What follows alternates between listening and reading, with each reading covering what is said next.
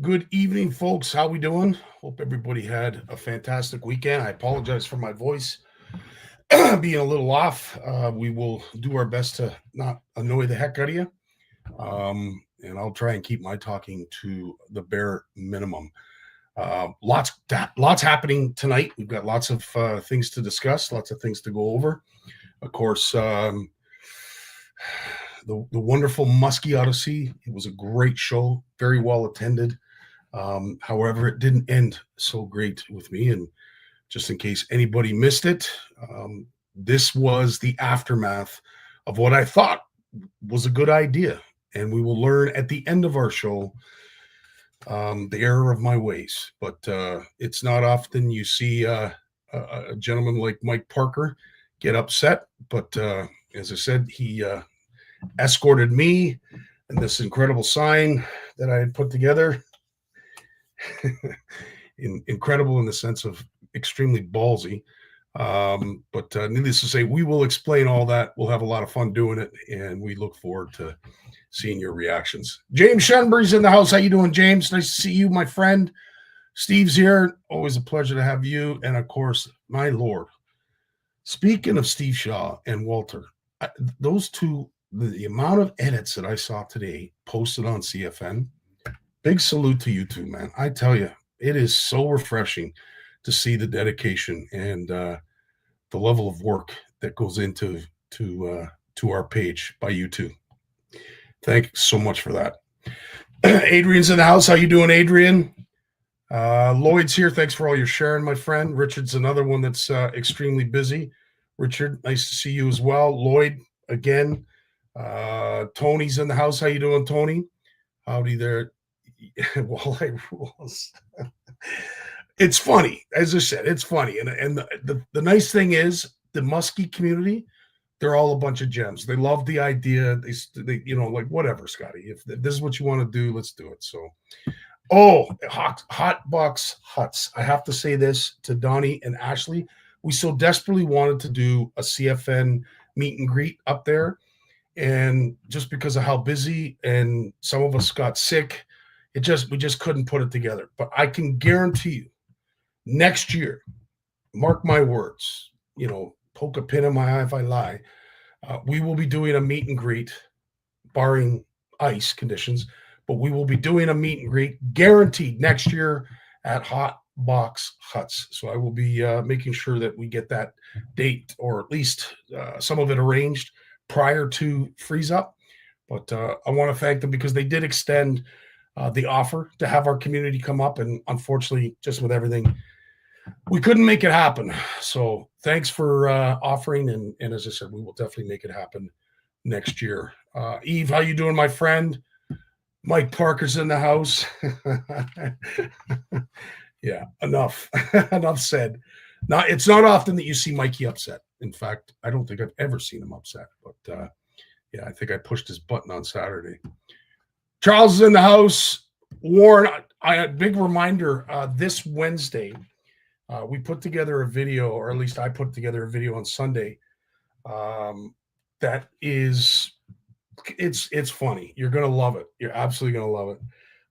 But it will again explain and point out that our CFN retreat, 7th annual CFN retreat at Horwood Lake Lodge, is alive and well. We need to fill up a few more beds. So to tweak some interest, and it'll be a call out for a certain somebody on Wednesday. So stay tuned to that. It's a really good video. Hot box, tough to make. Yeah, it is. I appreciate that because, as I said, we are extremely busy in CFN land. Lots going on, and of course, there's lots to talk about tonight. So I don't want to waste any more time. I want to get right to it. So again, greetings. Thanks so much for all of you for showing up.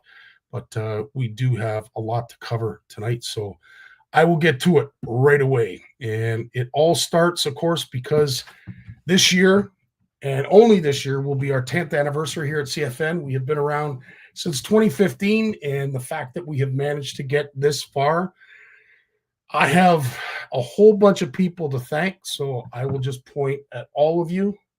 Thanks for allowing this to happen. And it is something that I didn't really necessarily expect. But to say that I'm surprised, I'm not, because there are some great people in the world, and we've managed to collect a great group here at CFN. And I've always said, you put good people together, and good things will happen. And that is what CFN is. And I'm proud to be a part of it, and I'm proud to have all of you a part of it as well. And if you're like me and you just want to show your support and your appreciation, by all means, do what a lot of folks have done already and reach out to this man, Richard Dunlop, and you can get a hoodie that has your name on the back. And of course, it's very subtle, but it says so much. And Mike Robertson was the latest to purchase one of these, and he took it out and was on full display in the province of Alberta. So Mikey, thanks so much for your support. Really appreciate that. And of course, Richard, for all the work that you're doing to get that done. Also in the background, we are moments, days away from this going live. We're going to be reaching out to Dan at Premier to make these available. And then I'm hoping, fingers crossed, we're going to have Dan on here next week to talk all about it, how you can order it, how you can customize it, how you can do, whatever. But I'm sure there's a million questions that folks have when it comes to how you can customize it, certain things that you want to add to it. Dan is the man to ask all those questions, so we will make sure that we get Dan on as soon as possible, as soon as it goes live. Who else is with us? How you doing, Bob? Nice to see you, my friend. You Muskie guys picking on. I don't know if you'll feel that sorry for me after you see the video, Jay. Serena, I believe it was yesterday, or is it today that's your birthday? If it is today, happy birthday. And anybody else in CFN land that is having a birthday, I wish you guys a wonderful night, and hopefully you guys and gals are getting spoiled. Bit of an announcement. I will say it was very tough for Brad and I to make this announcement, but it had to be done, and for the right reasons. I'm not going to say any more because Brad has written an incredible phrase, or sorry, I should say just the announcement itself. He wrote this so very well. So I don't want to take anything away from it, and I'll read it so that everybody is aware. Today, we have the unfortunate responsibility to inform all our vendors that we are canceling the Niagara Made in Canada Tackle Show.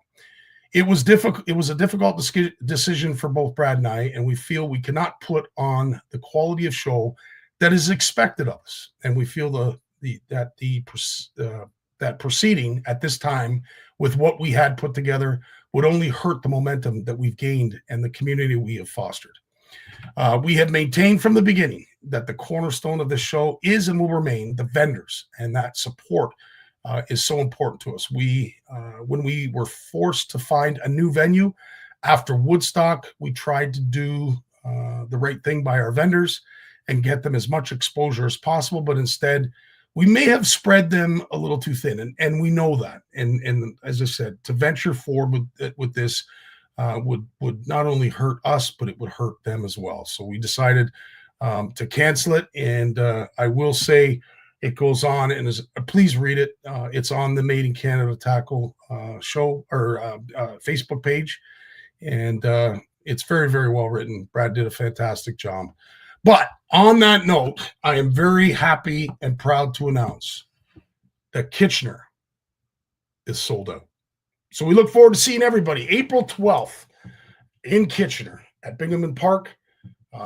There's some great vendors that have signed up for this show.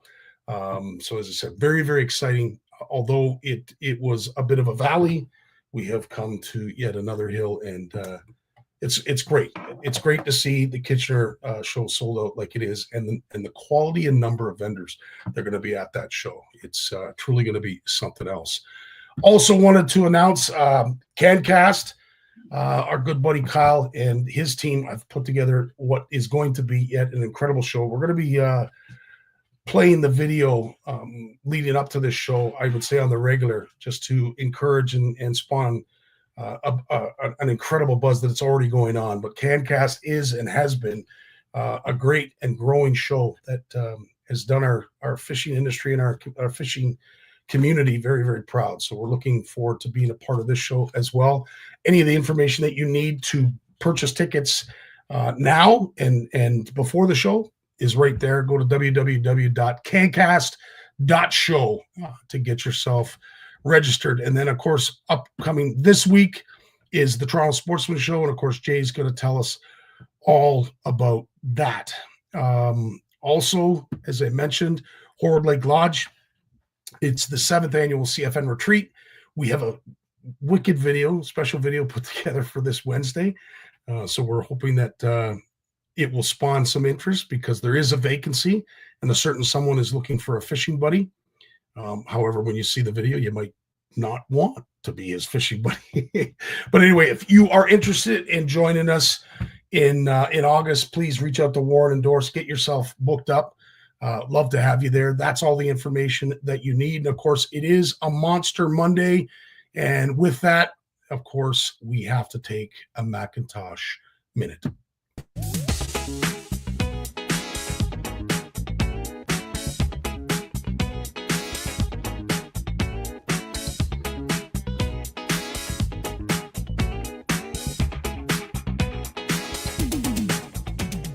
Thank you, Shimano. Here at Camp Macintosh, catching beautiful bass. Yeah. I'd like to thank Camp Macintosh for the wonderful time I'm having here and the beautiful fishing. Thank you. Yeah, baby. Thank you, Shimano, for my symmetry rod. I just pulled in this beautiful pike with it on the French River. Woo! Yeah, Matt, this is what we catch here to get the nice pike. All inside of you. Kevin, thank you, Shimano. Thank you, Cat Macintosh, for a new personal best 42-inch Northern Pike. You're making it. You're making it. You got it all inside of you.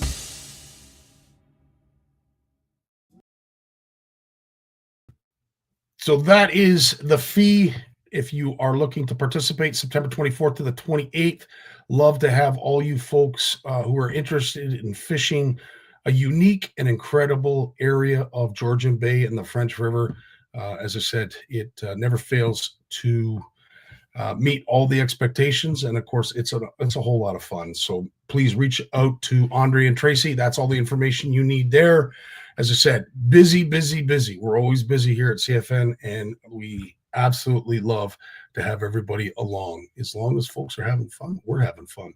I also wanted to mention too, if you haven't already heard, in the town of Kingston in August, right on Labor Day weekend, they are going to be holding a CISA event. And this is the Canadian International Sport Fishing Association Bass Tournament. And it's being hosted by Canada Bass. The Made in Canada Tackle Show has been asked to host the expo. So again, if you are a vendor, you're interested in perhaps putting your product on display in a bass community like no other, because this is going to be a jam-packed event. Love to have everybody involved. We are still learning about what space is available, and we will make a lot more information available to you as we find out. But in the meantime, as I said, circle that date on your calendar because it's happening, and we're really proud to be a part of it. So we look forward to seeing you folks there. And if there are comments in the comments section, I apologize for not getting to them. As I said,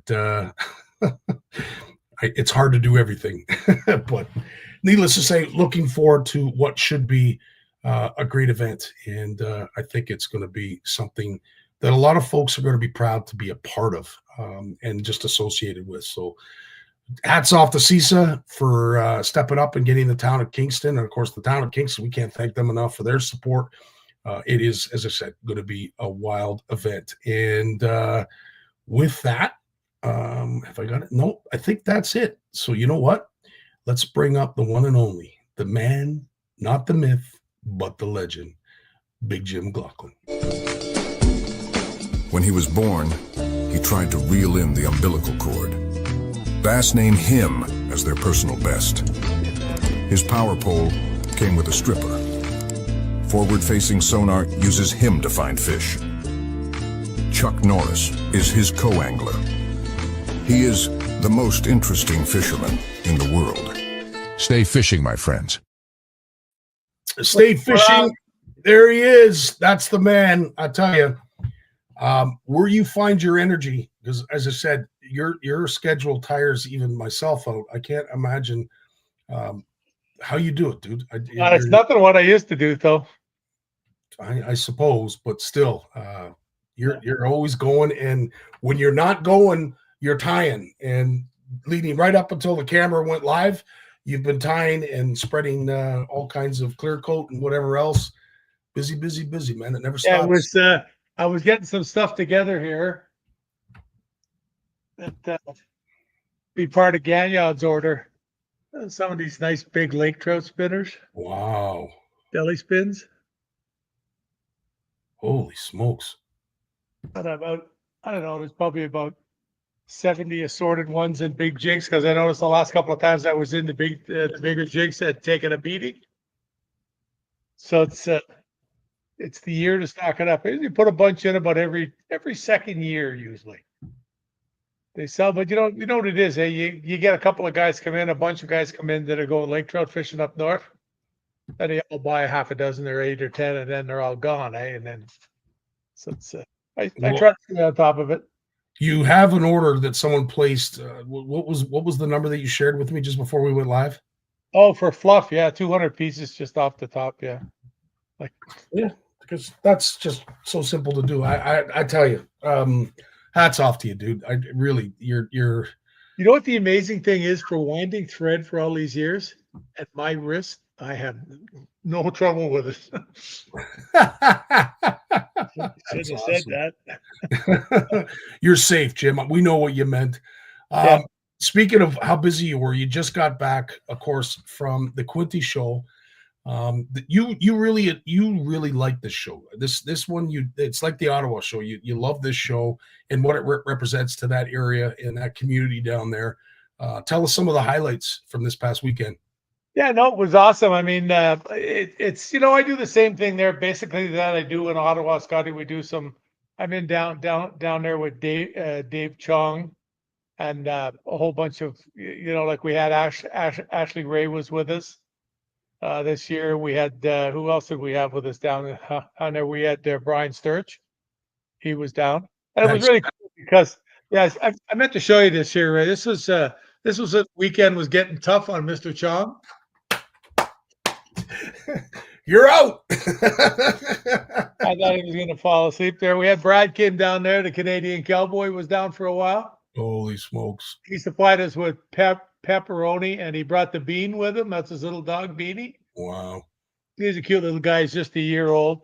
But you know me with these things. Like I go down and I do a seminar. They got me up here, yapping about stuff and what to do and everything else. And that's great. Like I love doing that. But these are the things I really like is this kind of stuff, giving a young man his first chatterbait. And then he comes to me and he wanted me to show him how to rig a plastic. So I got out one of Vic's trailers for that stuff there from Pro Water and put it on.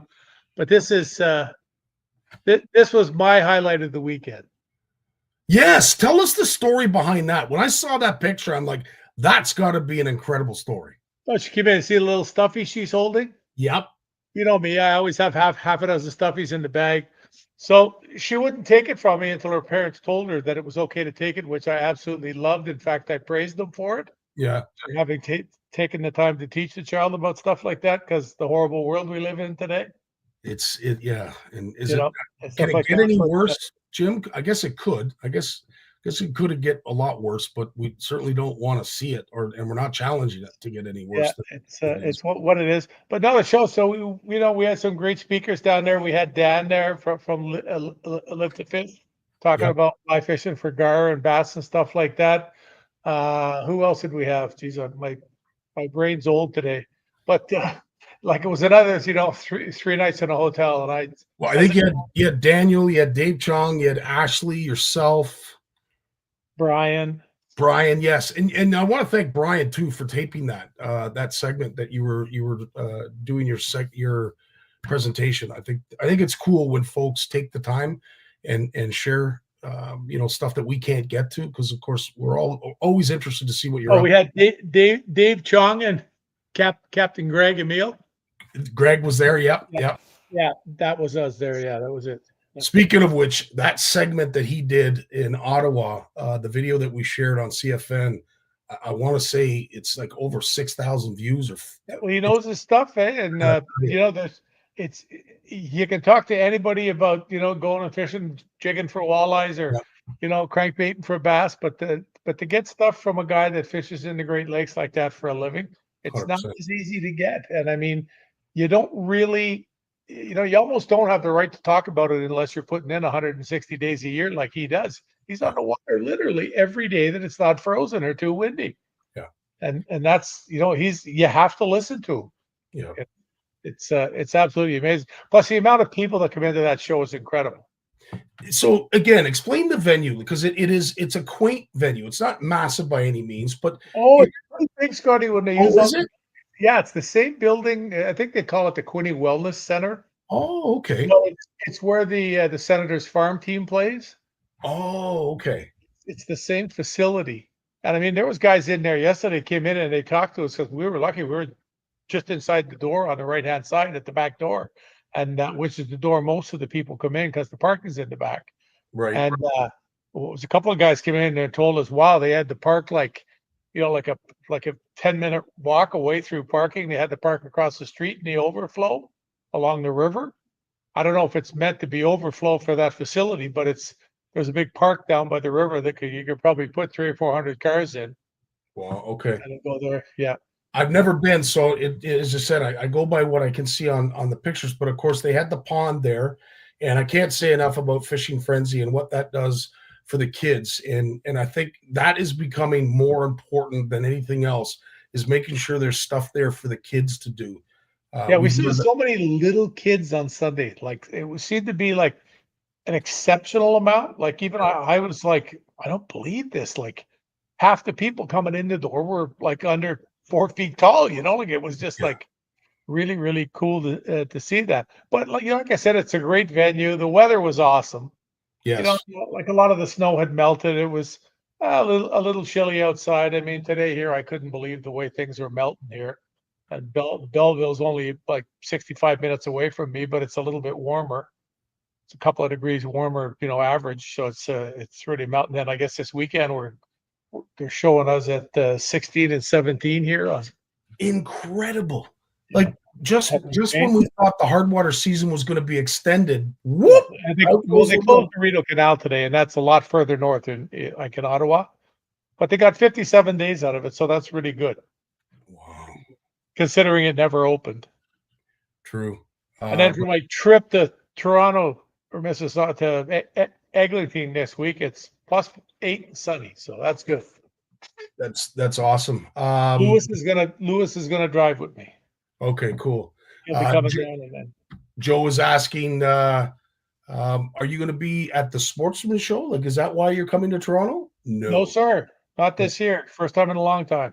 No, 100%. And as I said, we will miss you there. But as I said, it is supposed to be a great show. We'll have Jay talk about it a little bit later. I saw the video there. That Parker guy is getting pretty frisky with the head of the CFN, eh?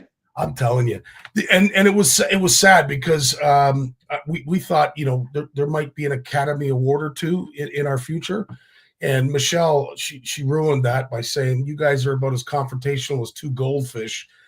So I don't think an Oscar's coming our way anytime, Mike. But dare to dream. I'm getting out the bat next year. Well, if I go in with that sandwich placard. I tell you, I'll be in the wheelchair hitting people. Yeah, it'll be in the works. But at the end of it, we're going to be showing the video I managed to put together. But it was a great show, quaint venue. All of the big names in the Muskie community were there. It was I don't know. There's something to say about the Muskie people, and I say that with all due respect. They're a different breed. Like they don't get a lot of things, so when they get an event, they all go. Yes, and there's not really that many real serious muskie fishermen. There's a lot of guys. Oh, yeah, I'm a muskie fisherman, well, you know, what rod and reel do you have? Well, I just go the odd time with my friend. I borrow one of his, you know, like that, you know? Yeah. You know, to see the guys that are seriously into it, it's a small group. They don't have, like, there's something to do for bass fishermen every weekend. Yeah. Like if you want to hunt the stuff up. So when the muskie guys get a chance to get at it, they do it upright. And They sure do. And they're well organized. I still have my, two of the guys that would have been there selling stuff. I still have my Datsun Blade Baits Pete Bosselman special for speaking at their club. Sweet. One of a kind. And the Pacas made this for me years ago. And it still hangs in my office, and it always will. And I have to say this, Jim, this is the part of the muskie community that I truly adore, is they understand the need to give and give back. And they do in you know, without hesitation. They're so giving. And I will say, being a walleye guy, trying to do what I was doing on the weekend, I was still received very, very well. But it was a lot of fun. And we'll, as I said, we'll explain all that later. But in the meantime, I wanted to share something, Jim. Speaking of interesting, I didn't realize there's a new way for those of us to pick a Shimano rod. I'm going to play the video, but have you ever seen this technique used before?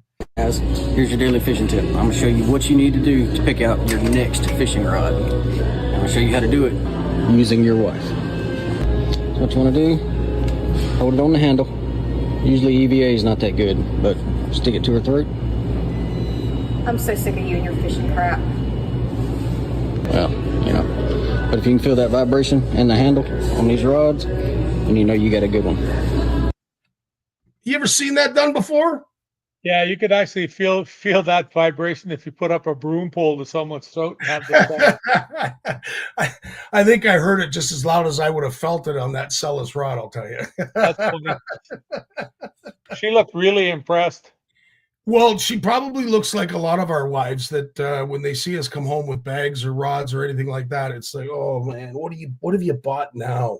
Yeah, when I used to come home with a boat or something, it was because I won it. That was the difference. Yeah. They're not as upset that only bought one boat ever. And it was over. I made a point about sponsorship stuff, and I bought a boat, and that's the boat that I used when I won the second classic in Aurelia. Oh, no way. Yeah, the little Green Ranger. Yep. The only thing I ever bought in my life. Oh, besides the tinny, besides the 11.5-foot tinny, it's the only one I ever bought. I was going to say, yeah, that one that was a 6.5 or 7.5 you had on the back of that tinny. 4.5. 4.5. That's right. Yeah, it was an 11-foot 6-inch Thorns, and I bought that when I was the bouncer at the Black Swan in Ottawa. Yeah, which was not a very nice place. Incredible. Yeah, absolutely incredible. Yeah, it was so. I remember going to do that. I bought it at a place in Ottawa, which is a car dealership now, right by the Queensway and Carling Avenue. It's called Bayshore Marine. And I went in there and had a roll of money in my pocket. I told my buddy Terry, and my buddy Blake was with us, and we got the boat. And Blake had a convertible, and we got the boat and we sat it on a convertible with the roof down, and we had ropes inside holding it down to bring it. Come on.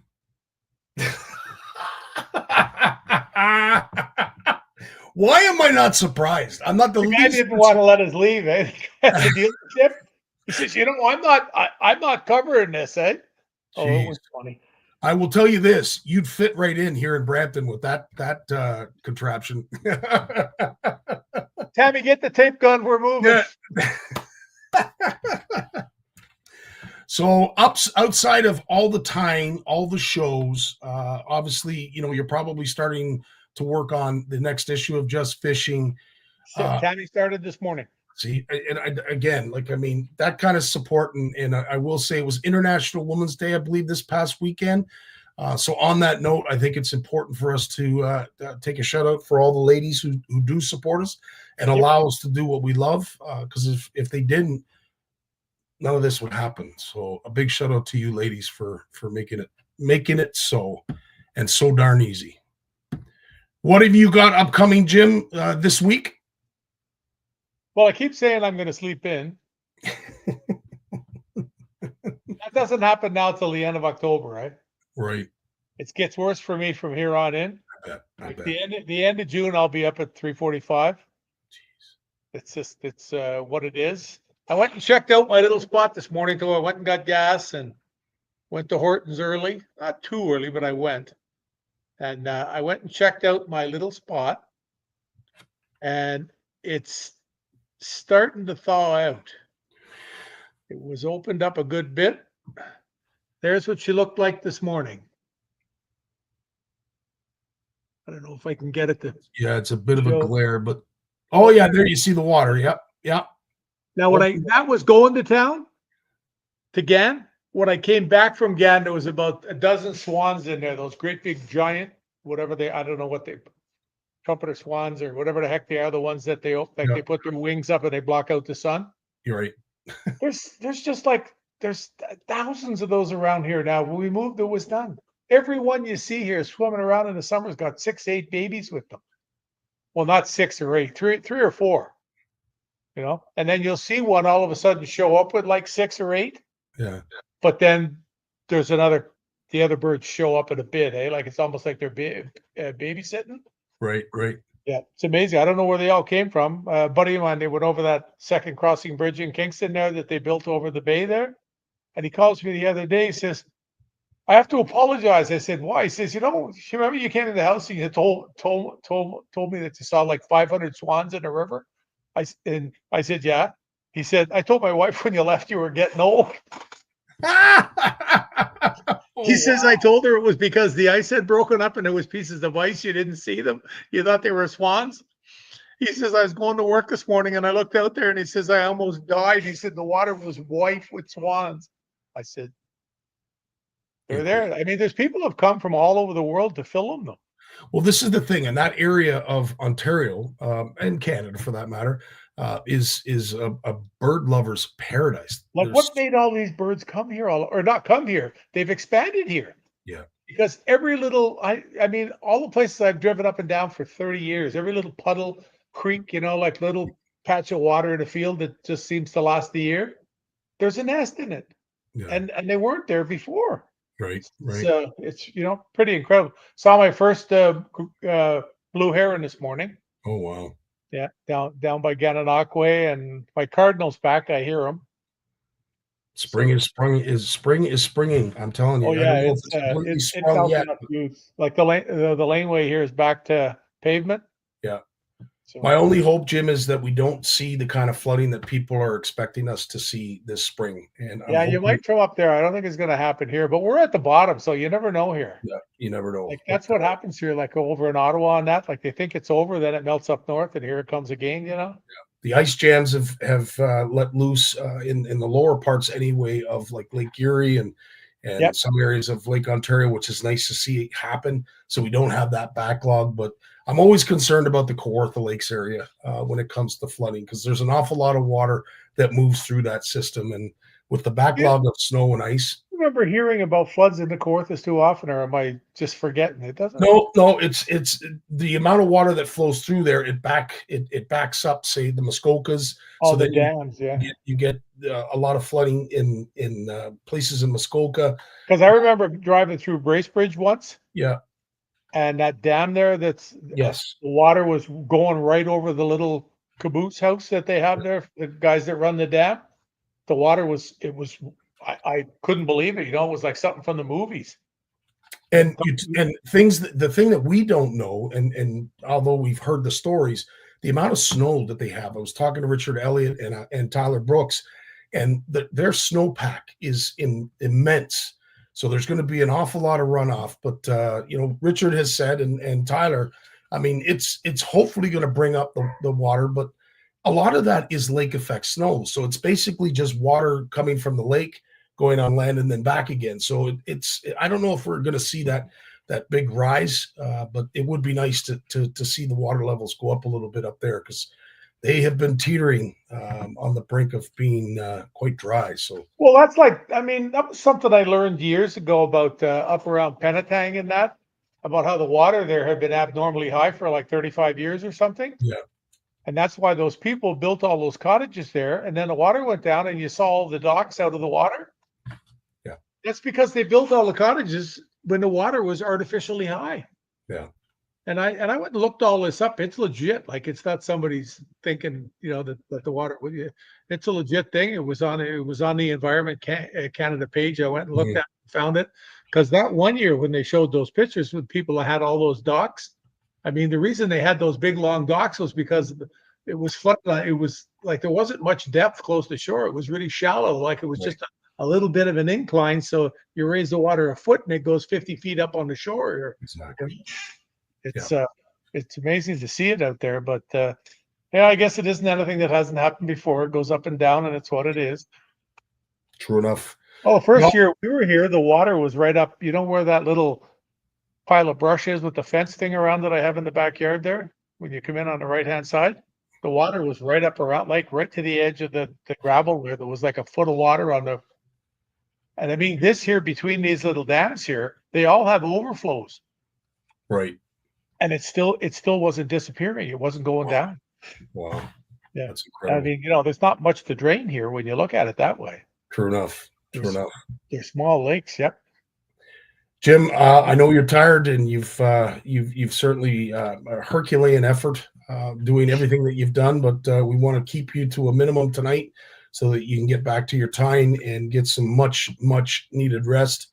And I think I'm gonna hit the Space Channel. I'm gonna commandeer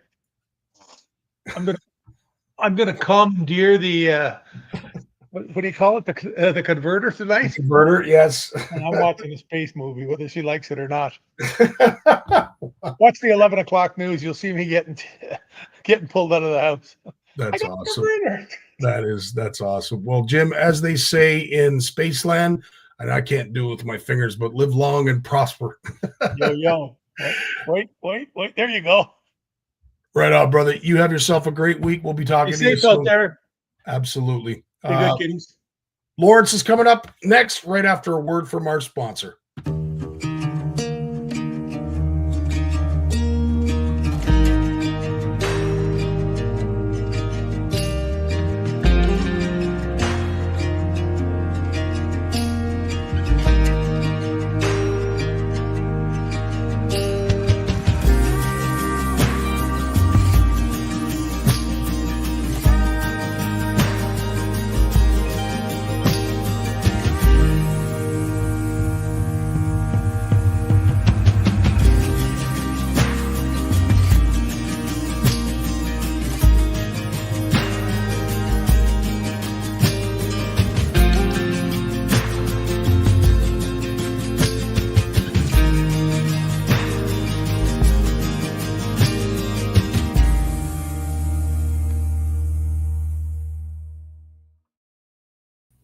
There he is, the one and only Lawrence Gunther. How you doing, sir? I'm doing well, buddy. How are you? Oh, I'm persevering, as they say. This freaking sickness that I've had, it comes and goes, and anyway, it has ruined my voice, and I apologize for everybody who is venturing through, like me, to get through tonight, because, as I said, we have a really interesting video to play at the end that I'm sure everybody's going to be looking forward to seeing. Lawrence, we missed you last week, but in your absence, we have managed to collect a wealth of stuff to talk about with the latest edition of Bluefish Canada News. That's it, buddy. It came out this morning, and we got it's a full newsletter this time. I'll tell you, it's always full. It is always full, but you're 100% right. This one especially, it seems to be jam packed, and there's no way that we're going to be able to get through all of it tonight, but I did want to highlight a few things that I wanted to talk to you about. And of course, we'll start, as we always do, on a sad note, but there seems to be a storm brewing. The Great Lakes may soon be facing another round of water quality and fish health challenges. Explain the horror that we're about to embark on. Well, we're seeing on the south side of the lakes, we're seeing a lot of deregulation, dismantling of enforcement, talk about redirecting water out of the Great Lakes and away from the Great Lakes, and heavy industry relocating to the shore of the Great Lakes, and possibly more, less interested in addressing climate change, which is really impacting the Great Lakes as well. If that keeps going off the way it's been going, and so there's a bunch of things piling up, and it doesn't seem like there's a lot of interest in sort of holding on to the hard-earned gains that we've made on the Great Lakes on both sides of the border, in terms of redressing those 43 areas of concern we know about where there's a lot of contamination. And again, with populations continuing to increase, it only just magnifies the problem. We hear of these enormous rainfalls that we get, these epic weather events where they've got to dump all that raw sewage at times because it can't be treated fast enough. So, we're only doing ourselves a disservice, and, being so lucky to have the amount of fresh water that we have, I might suggest that we might want to do a little bit more to protect it than we are, but maybe I digress. I don't know.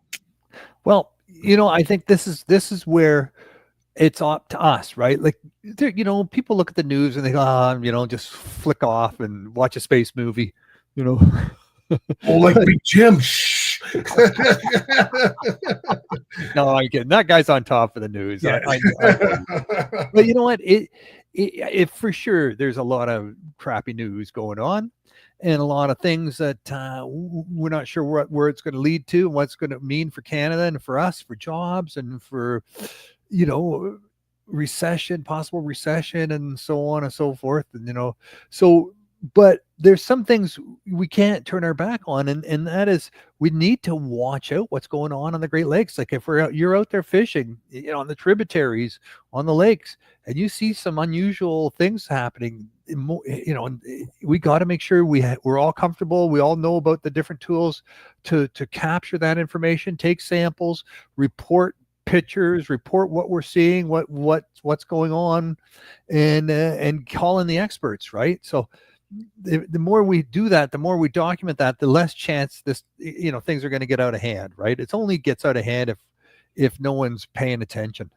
Yeah, and as Eric says, if we keep continuing to ignore the problem will never get fixed. And I have to say, the thing that angers me, and of course I don't want to get into the politics because I think everybody's sick of hearing about it, but everything that's going on currently right now, across the pond, in the European land, and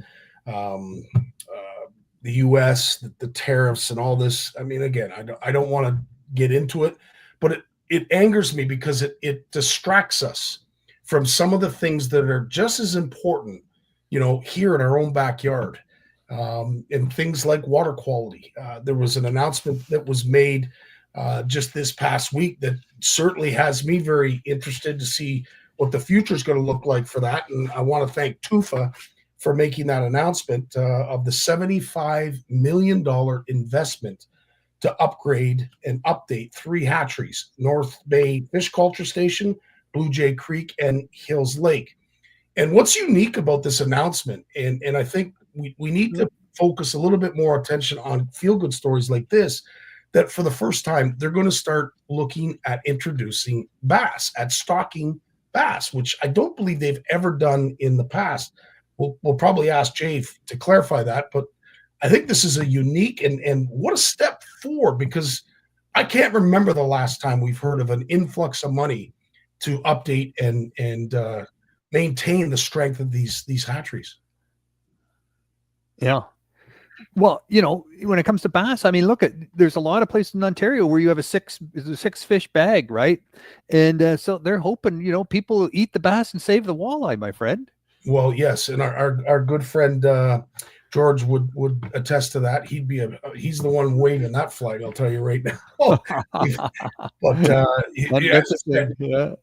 I think it's incredible that our M&R is going to get this influx of money to address some of the concerns, some of the issues that are happening at some of these hatcheries. And what it's going to do is it's going to up the amount of stocking programs and stocking initiatives, because there's just going to be more fish to do that with. And as I said, big thumbs up to our M&R and our government for allowing that to happen, because that's a feel-good story. We could talk about water quality and all the things that we're trying to do to not make it quality water, but needless to say, the fishing and the fish that are added to our systems is just as important. And this is a huge influx of money that I think is desperately needed and long overdue.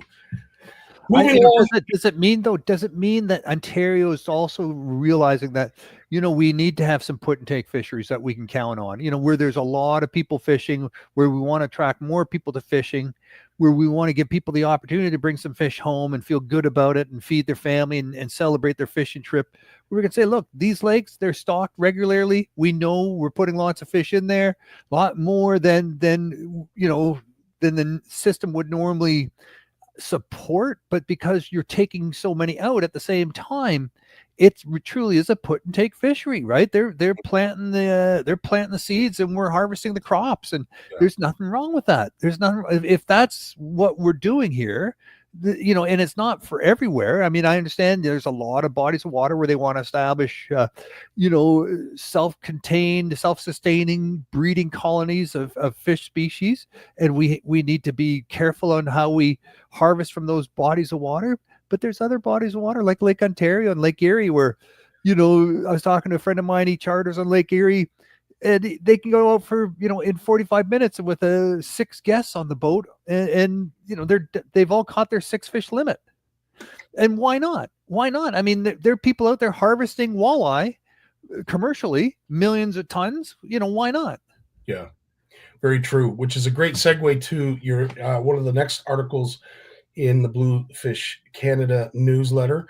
Former NOAA head says layoffs could impact the stability of the U.S. fishing industry, but it also has ramifications on this side of the border as well.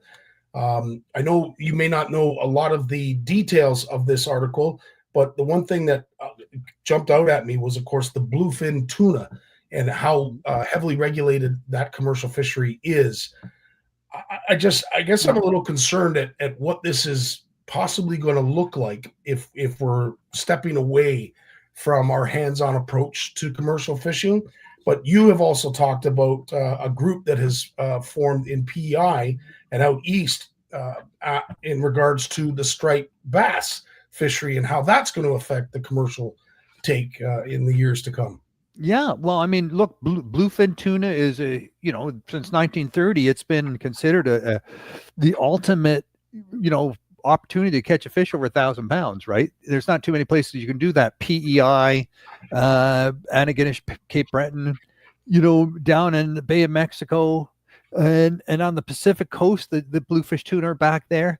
There's very few opportunities where you can do that. So, and these fish stocks are managed to within the fish, right? You watch Wicked Tuna, man, they know exactly when they're going to pull the pin on the commercial fishery on the Atlantic side, and okay, that's it, you're done. And we know in Canada as well, we got it down to the pound when you reach that point, fishery's done. Yeah. But the thing is, the striped bass, there's a population, and this is not the same striped bass that you hear on the east coast of the United States. The Chesapeake Bay striped bass, the North Carolina striped bass, Long Island striped bass. That's a distinct population of their own. And that population's in trouble because they've been harvesting the food base from that population, the Mannheim, for making all sorts of paint thinner and things like that, things that just ridiculous, use of fish. We were taking all the prey out of the ocean, and all that prey that supports tuna, supports striped bass, and all those big predatory fish. And no wonder they had to, almost put a stop to harvesting striped bass in the American side. And here we are, we've got this abundant resource of striped bass that's returned after being knocked back twice to the point of extinction almost over the last 100 years. And now it's bounced back again for the third time. It's found in New Brunswick, found in PEI. This is a distinct population that breeds in those waters, Miramichi especially. and they go out and they come back, and the government thinks, well, there's too many of them. They're eating the Atlantic salmon. We've got to knock them back. So last year they upped the quota for the commercial fishery. They quadrupled it, and this year they're talking about calling striped bass. They want to call striped bass. They're right there at the edge. 300,000 breeding striped bass is the minimum to sustain the population. It's at 320, and they want to call it back down to 100 or below. That's below what they're saying is what's needed to sustain that fishery. So what's going on here? Like what is driving them to make these decisions? And some people point to, other lobbying sectors of recreational fishing industry who have their priorities, and it's not striped bass. And it's interesting you say that, because the announcement was made, and you and I spoke about this out in Nova Scotia, where they are going to be culling chain pickerel and smallmouth. Yep. They're viewed as an invasive species, and they're not to be returned to the waters that they're caught from. Now, interesting enough, I was talking to Jeff Wilson. He is the co-founder of the Striper Cup. That tournament takes place twice a year in the spring and the fall on the Miramichi River. And he says, you come down there for a week, you'll catch, 300 or 400 smallmouth bass and 100 striped bass over the course of 5 days of fishing. But he also thinks you got to reduce the number of smallmouth bass in the Miramichi, that there's too many, that they're impacting on the striped bass, because that's where they do their spawning in the Miramichi. So you got this very powerful smallmouth bass population that's chowing down on the striped bass, and the salmon people are saying the striped bass are chowing down on the Atlantic salmon, and others are pointing at the seals. And I tell you, it's just everyone's pointing fingers, and in the end you say, well, really, what can you do? Like, what's reasonable here, and who's giving the science? And this is where we really got to say, what is the science? And 100% transparency on the science. And I don't think that's happening. No, I'd have to agree. And of course, there seems to be an uproar in regards to what we had mentioned about the chain pickerel and smallmouth.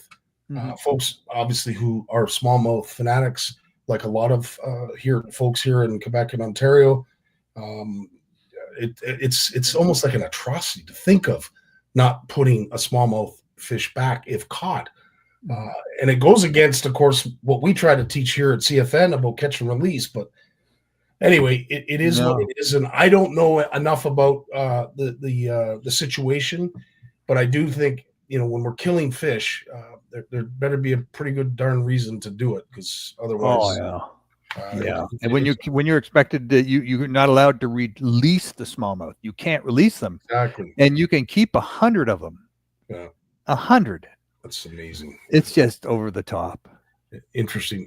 Corey's mentioning that here in Oregon, off the coast, they can still catch bluefin tuna over 1,000 pounds. Yeah. That's nice. It's great to hear that these, well, I would consider them fragile, because they're enormous fish and consume an incredible amount of food, that they're still able to exist out there. As I said, I always sometimes worry about the whales, and I know plankton isn't something that just disappears, but they're so enormous, and the amount of plankton that they eat, that our seas and oceans are still prolific enough to host these wonderful creatures. So it's encouraging, yet a little discouraging at the same time. Something that is very encouraging in your article is that young people are now turning to fishing for its anxiety-busting effects. And a new breed of social media stars are helping to give fishing a very modern makeover. This is exciting. It is. And they're talking about, they've got their young people are developing their own online language about fishing, right? It's the article goes into, how they're claiming it and they're reshaping it to make it their own, to put their own identity on it, and taking their values of being stewards of nature. They've grown up hearing about environmental issues their entire lives, just like many of us grew up hearing about the Cold War for many of our, our childhoods. and they want to do things the right way, and they're creating a whole, they're not backing off and saying, hey, no, don't touch it, it's delicate, you're going to destroy it. No, they're in there, and they're doing it the right way. They're learning how to do it the right way, and they're having fun, and they're just making it their own. Scottie, it's gotten to the point where some of the biggest fashion trends out in this year is the fishing motif for decorating your cottage, your home, and clothing. There's all sorts of clothing sort of trends that relate to the commercial fishery, right? Like the sweaters, the Irish, knit sweaters, the footwear, the hats. Yeah, they're all getting into this stuff. It's pretty funny.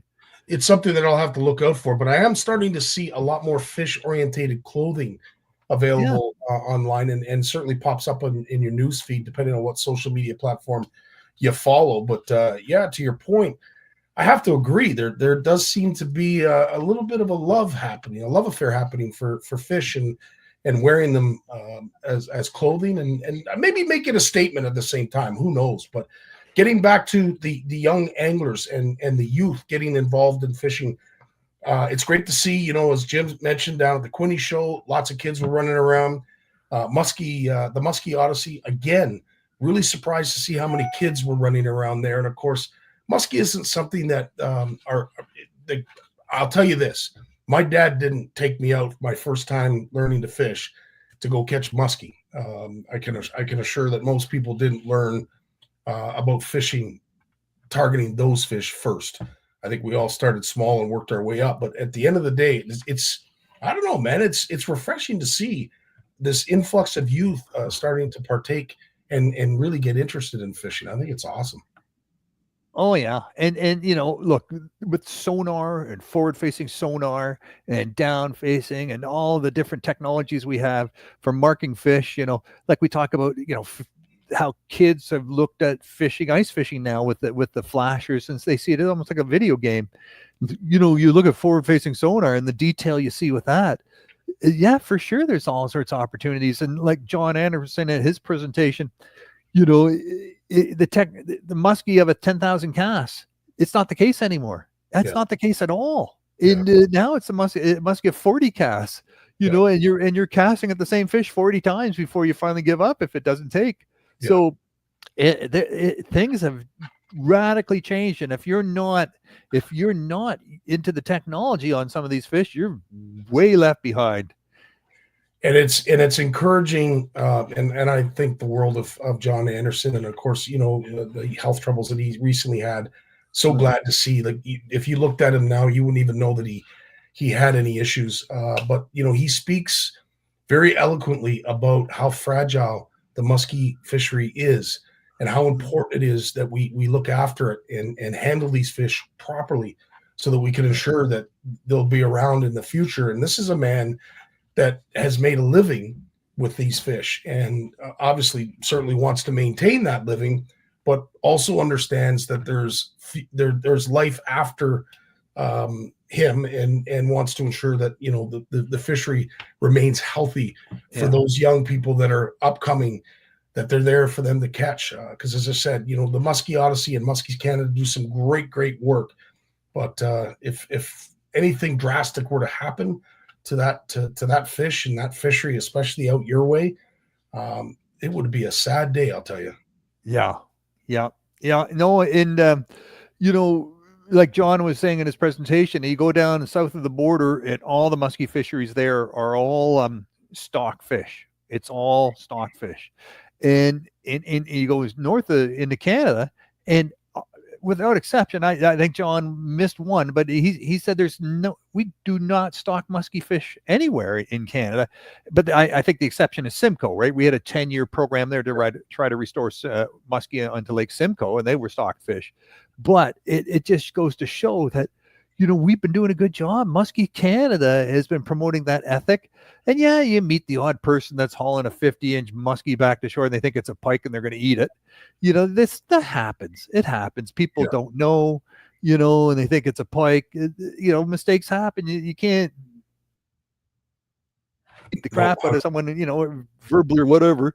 You have to just educate them and roll with it. But we're doing a good job. 100%. Speaking of a great job, of course, Daryl Nelson is mentioning the hundreds of kids out that, the hundreds of kids that came out to a wildlife day this past Saturday. Got so many parents excited and now asking my advice to keep them active in fishing.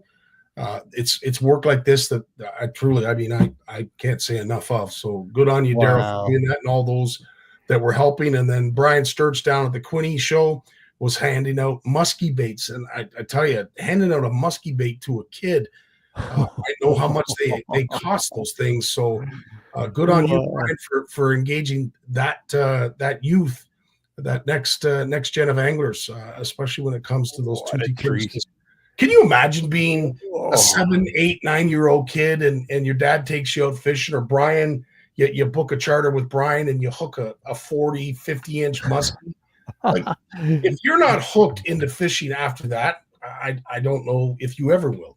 Yeah, I know. I caught my first muskie on the Pickerel River, and my second muskie on Rice Lake, and I was hooked.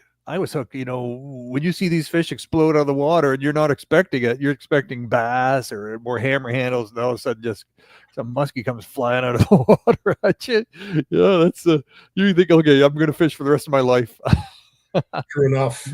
And again, not getting into the details of the politics of it, but of course there is a concern that perhaps some of the infrastructure might not get addressed in terms of upkeep and maintenance. So it's as great of an announcement as it is that the MNR are putting that influx of money into hatcheries to increase the stocking programs. I am also concerned because there are decisions being made that perhaps we're going to overlook the need to repair, maintain some of the lamprey barriers that we have, and that infrastructure is extremely old, and it needs to be addressed. And it needs funding. $20 million of funding every year to keep the lamprey down to their levels of 90%, you know, mortality amongst the lamprey. We need to, if we want to have 10% of the lamprey population, which is what we need, no more than 10% of what it was for the other fishes in the Great Lakes to survive and thrive. You know, we can't afford cutbacks on those lamprey programs, and it looks like some of that might happen, you know, in terms of who's picking up the share, right? Yeah. So, you know, is Canada going to have to pick up the slack on that? But, you know, even if we wanted to, could we even pay to have those rivers on the southern side of the Great Lakes, you know, lampricide introduce those rivers? It's not our territories. Yeah.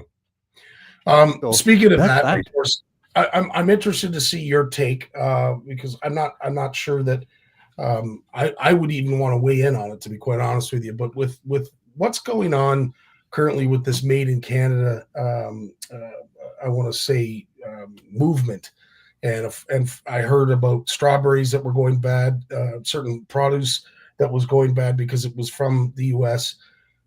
Do you perhaps could it be possible, and I don't even know if it is, but could it be possible that we have the same kind of movement here in the angling community, that folks, I don't know, abandon their sponsors because they're US based or China based? Do you think any of that could possibly happen in our industry? I think the decisions will be made on financial considerations, not so much on moral considerations, because, you know, 2/3 of all the fishing tackle sold in North America is made in China, or South Korea. You know, a lot of fishing tackle sold in the United States is made in Canada, and a lot of fishing tackle made in the United States is sold in Canada is made in the United States. So it's all this web of coming and going, and then, you know, and then it's not even the whole thing. You can have, you know, the blanks of the rods manufactured in one country and then going to another country to have the handles attached and the guides wrapped, and you know, so it's like a car, right? These things move back and forth. So you know, I think, you know, I'm listening to some of the industry leaders, and they're saying, well, they'll swing through, they'll be fine, we'll manage. Yeah, they'll manage, but prices will go up. They'll absorb some of the sticker shock where they can, you know, maybe layoffs or whatever, but the prices will go up on this stuff, and access will become tougher. You know, like they say any good coming from the United States into Canada could be taxed, right? Could have a tax put on it, even if it's made in China. So then it's from something made in China going into the United States, it's taxed, and then that good is then shipped into Canada because it's in a warehouse in the United States, and then it's shipped to Canada and it's taxed again. So yeah, I mean, there's no wonder a lot of people are looking ahead right now and making decisions on their purchases now because they're worried that, price wise, things are going to go bananas. 100%. And, I mean, I think of the wonderful folks and all the wonderful things that Shimano does for CFN and yourself and Jim and a lot of other people in this wonderful industry of ours. You talk about a moral decision. It would be very, very tough for me to make that decision morally, financially, or otherwise to abandon Shimano because of everything that they've done and are still doing for this industry. I think I agree. And where would you turn? Really, where would you turn? Well, like even if you're gonna start making your own fishing rods, you got your blank somewhere and you got your guide somewhere. Those aren't all made in Canada. You're just gonna have to go into a holding pattern if that's what you're thinking of doing, right? And maybe it'll come to that. Maybe just from sheer cost, things might get a little bit pricey, and people just have to say, well, you know what? I'll wait. I got enough. I'll hold on to what I got, or I'll buy secondhand, or just fix what I have, and maybe we'll see more of that. And there's nothing wrong with that, taking care of what you got and making sure it's going to last. There's nothing wrong with that. No, and you think of it too, because I think someone made the point that why now are we standing behind our brothers and sisters over here in Canada? We should have been doing this a long time ago. Why does it have to take an event like this, to remind us of the importance of supporting local and buying Canadian?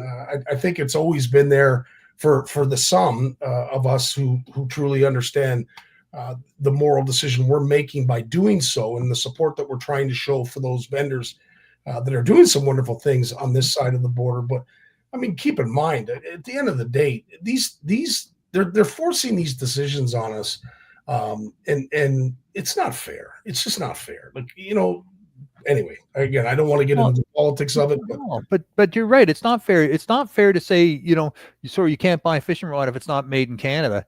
And then you have to, okay, well, we're going to start a fishing rod factory in Canada. Then you bring in the equipment. Then you have to train the people on how to use the equipment.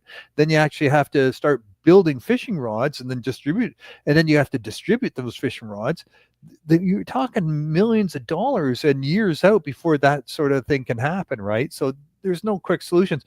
But when it comes to a bait, when it comes to, where you're going to go fishing, where you're going to take your fishing holiday, when it comes to what you're going to eat while you're on your fishing trip, you can make those decisions right now. I mean, there's options right now that are out there, American versus Canadian strawberries, and, you need to eat those strawberries that are grown in the US, or, maybe not. Maybe get them somewhere else. There's choices, right? There's choices with the beer you're going to drink, or this whiskey you're going to drink, and on and on. Where you're going to get your, there's all sorts of options, all sorts of choices. I just think the fishing industry, that's not going to be an easy one, because even a lot of the stuff that's made in Canada, the fishing equipment made in Canada, the hooks are coming in from other countries, right? Yeah. We're not making our own hooks in Canada necessarily. I don't know of anyone who's actually making a hook in Canada. Good point. I don't know myself, but as I said, the very fact that we're being put in this awkward position to make that choice, to make a more educated decision. Listen, at the end of the day, if a bait works, I'm going to use it. And I think long before this ever happened, that was always my mindset. Like, I don't care where it came from. If it catches fish, I'm going to buy it. But now you're put in this awkward position where, and I think a lot of people maybe, I don't want to say criticize, but, are looking at what we're doing with the Made in Canada tackle shows as jumping on that bandwagon, even though we started it before that. And all it was to support those smaller vendors out there that just don't have the ability to get to these bigger shows, because there's some wonderful stuff being made on this side of the border. I mean, I agree. I totally agree, Scottie. And you meet the people making it and their families, and you think, man, I'm buying stuff from you. Absolutely. And it's not about price. It's about the fact that you're helping out someone else, an entrepreneur. you're investing in that entrepreneur by using their equipment and buying their technologies and supporting them and advancing them in their business. It's like if you're going to buy a hair jig, why would you go somewhere else when you can buy them from Big Jim, right? He's making some of the best hair jigs in the world. Yeah. And so why go somewhere else? Even if he's bringing in his heads from somewhere else and someone else is painting them, and with paint that's made somewhere else, he's doing as much as he can in Canada. And if the paint, is made somewhere else and the hooks are made somewhere else, well, so be it. But the big part of that work is done here in Canada. So that's just look at that stuff and support each other. I think that we should be doing that a lot more, and not always just saying, oh, I can save 10 cents if I buy it off Amazon and blah, blah, blah. Right. Joe completely agrees with you. And Erica, I think if anything, this is the underlying message that I think we've all received. Whether we were willing to accept it or not, at the end of the day, whatever spawned this that is happening now that we're witnessing, it has certainly called us out, and we are now going to we're going to have to become more self-sufficient. So when it comes to making hooks, maybe we're going to have a hook company now in Canada. Maybe we're going to have to go down that road to supply our wonderful vendors and tackle producers here in Canada. But again, I don't think we need to be put in this position, and it's awfully awkward that we are. But again, that's about as close as we can talk about the politics of what's going on. Yeah, without getting into it. So I appreciate that. Yeah. Sports, what's up? Are you heading to the Sportsman Show?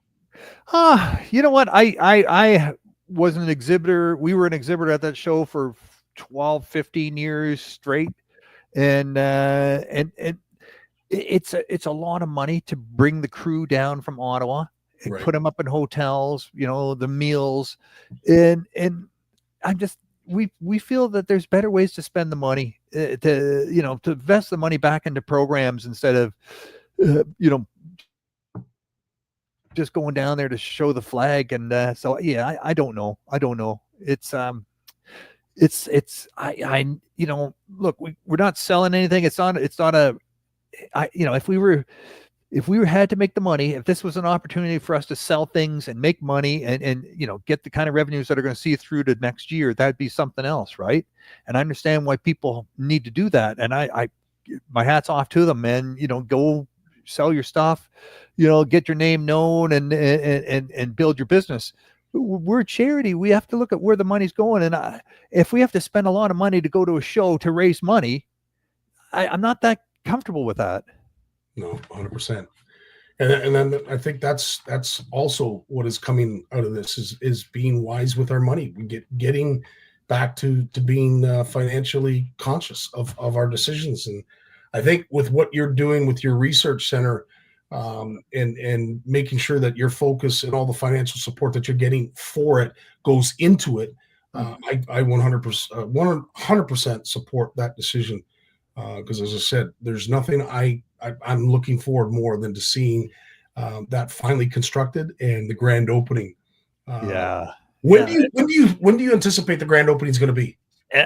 No, can't say. I'm not allowed to say that anymore. Okay. I'm not allowed to give dates. Very good, very good. You know what? We've got a list of things that need doing. We've got people who are good at doing things. It's just lining up all the ducks, right? Like we're in full blown, we've had to take a pause here over the winter season. You can't get in there in the winter except with snowmobiles. And we came close to winterizing the places. Last thing was to get the wood stove installed, and we got 90% of that done, but we weren't able to have the wood stove inspected and checked off. And we decided, we're not going to fire the wood stove up if it's not signed off, right? Because what happens if something went wrong on the installation and we burn the place down? Well, that would be a shame. Yes, it certainly would be. Daryl, to your point, it's actually a great point that you make, and I will say that Brad is putting this together as we speak, a list of Canadian companies that are available on this side of the border for anglers like us to purchase product. We certainly aren't doing it because of what's going on. Our point of doing it was always about the Made in Canada tackle show and marketplace that we're running and embarking on. But I think it's important that we get to know especially now, because at the end of the day, who's to say that border doesn't shut down? Yeah. Right? Yeah. Like really, let's think about that. Like, I mean, COVID shut it down. This is just as important and drastic as COVID, in my opinion. Like, who's to say the borders don't shut down completely? Be You interested hope to for see the that. plan for the worst, right? Yeah, 100%. What do you got upcoming? Yeah. If you're not going to the Toronto Sportsman Show, what have you got upcoming this week? Well, I don't say I'm not going to be there. I'm just getting a few guys will jump in the truck, we'll head down and, share the driving, and 4 of us go down and spend the day and come back, and we'll split the gas, and that'll be just for fun, for personal. But yeah, we've been, in addition to the Bluefish Exploration Center and figuring out what do we need to invest in that before prices go up, or what do we need equipment wise. We're also putting together the Bluefish Explorer, and that's going to be on the Ottawa River and the St. Lawrence River mainly on the Ottawa, and it's a 24-foot tri-tune that can accommodate 11 people, and it's going to be set up. I call it the reverse aquarium, my friend. It's going to be you're in the aquarium looking out at the fish living in nature, and we'll be using technology, sonars, and all sorts of equipment to test water, to look at the fish habitat, to look at the fish themselves, to see the fish in their habitat, having experts, messages from a host of experts on the Ottawa River and the St. Lawrence River will have their messages that will be aired on audio and video on board the boat. And then we'll do a little fishing, right? And catch and do some sampling ourselves of some fish, and get the kids to, look and use the sonar and say, hey, look, those are catfish. Let's catch some catfish. Lots of those down there, and yeah, it's going to be, this is a boat that's going to be a huge sort of marketing arm for Bluefish Canada. But more than that, it's going to be taking kids from the city and bring them out on the water and showing them this river that goes right through the heart of Ottawa, right through the capital of Ottawa, and just show them the amount of diversity, aquatic diversity, and amazing fishes that live in the middle of our city. Cool. That's awesome.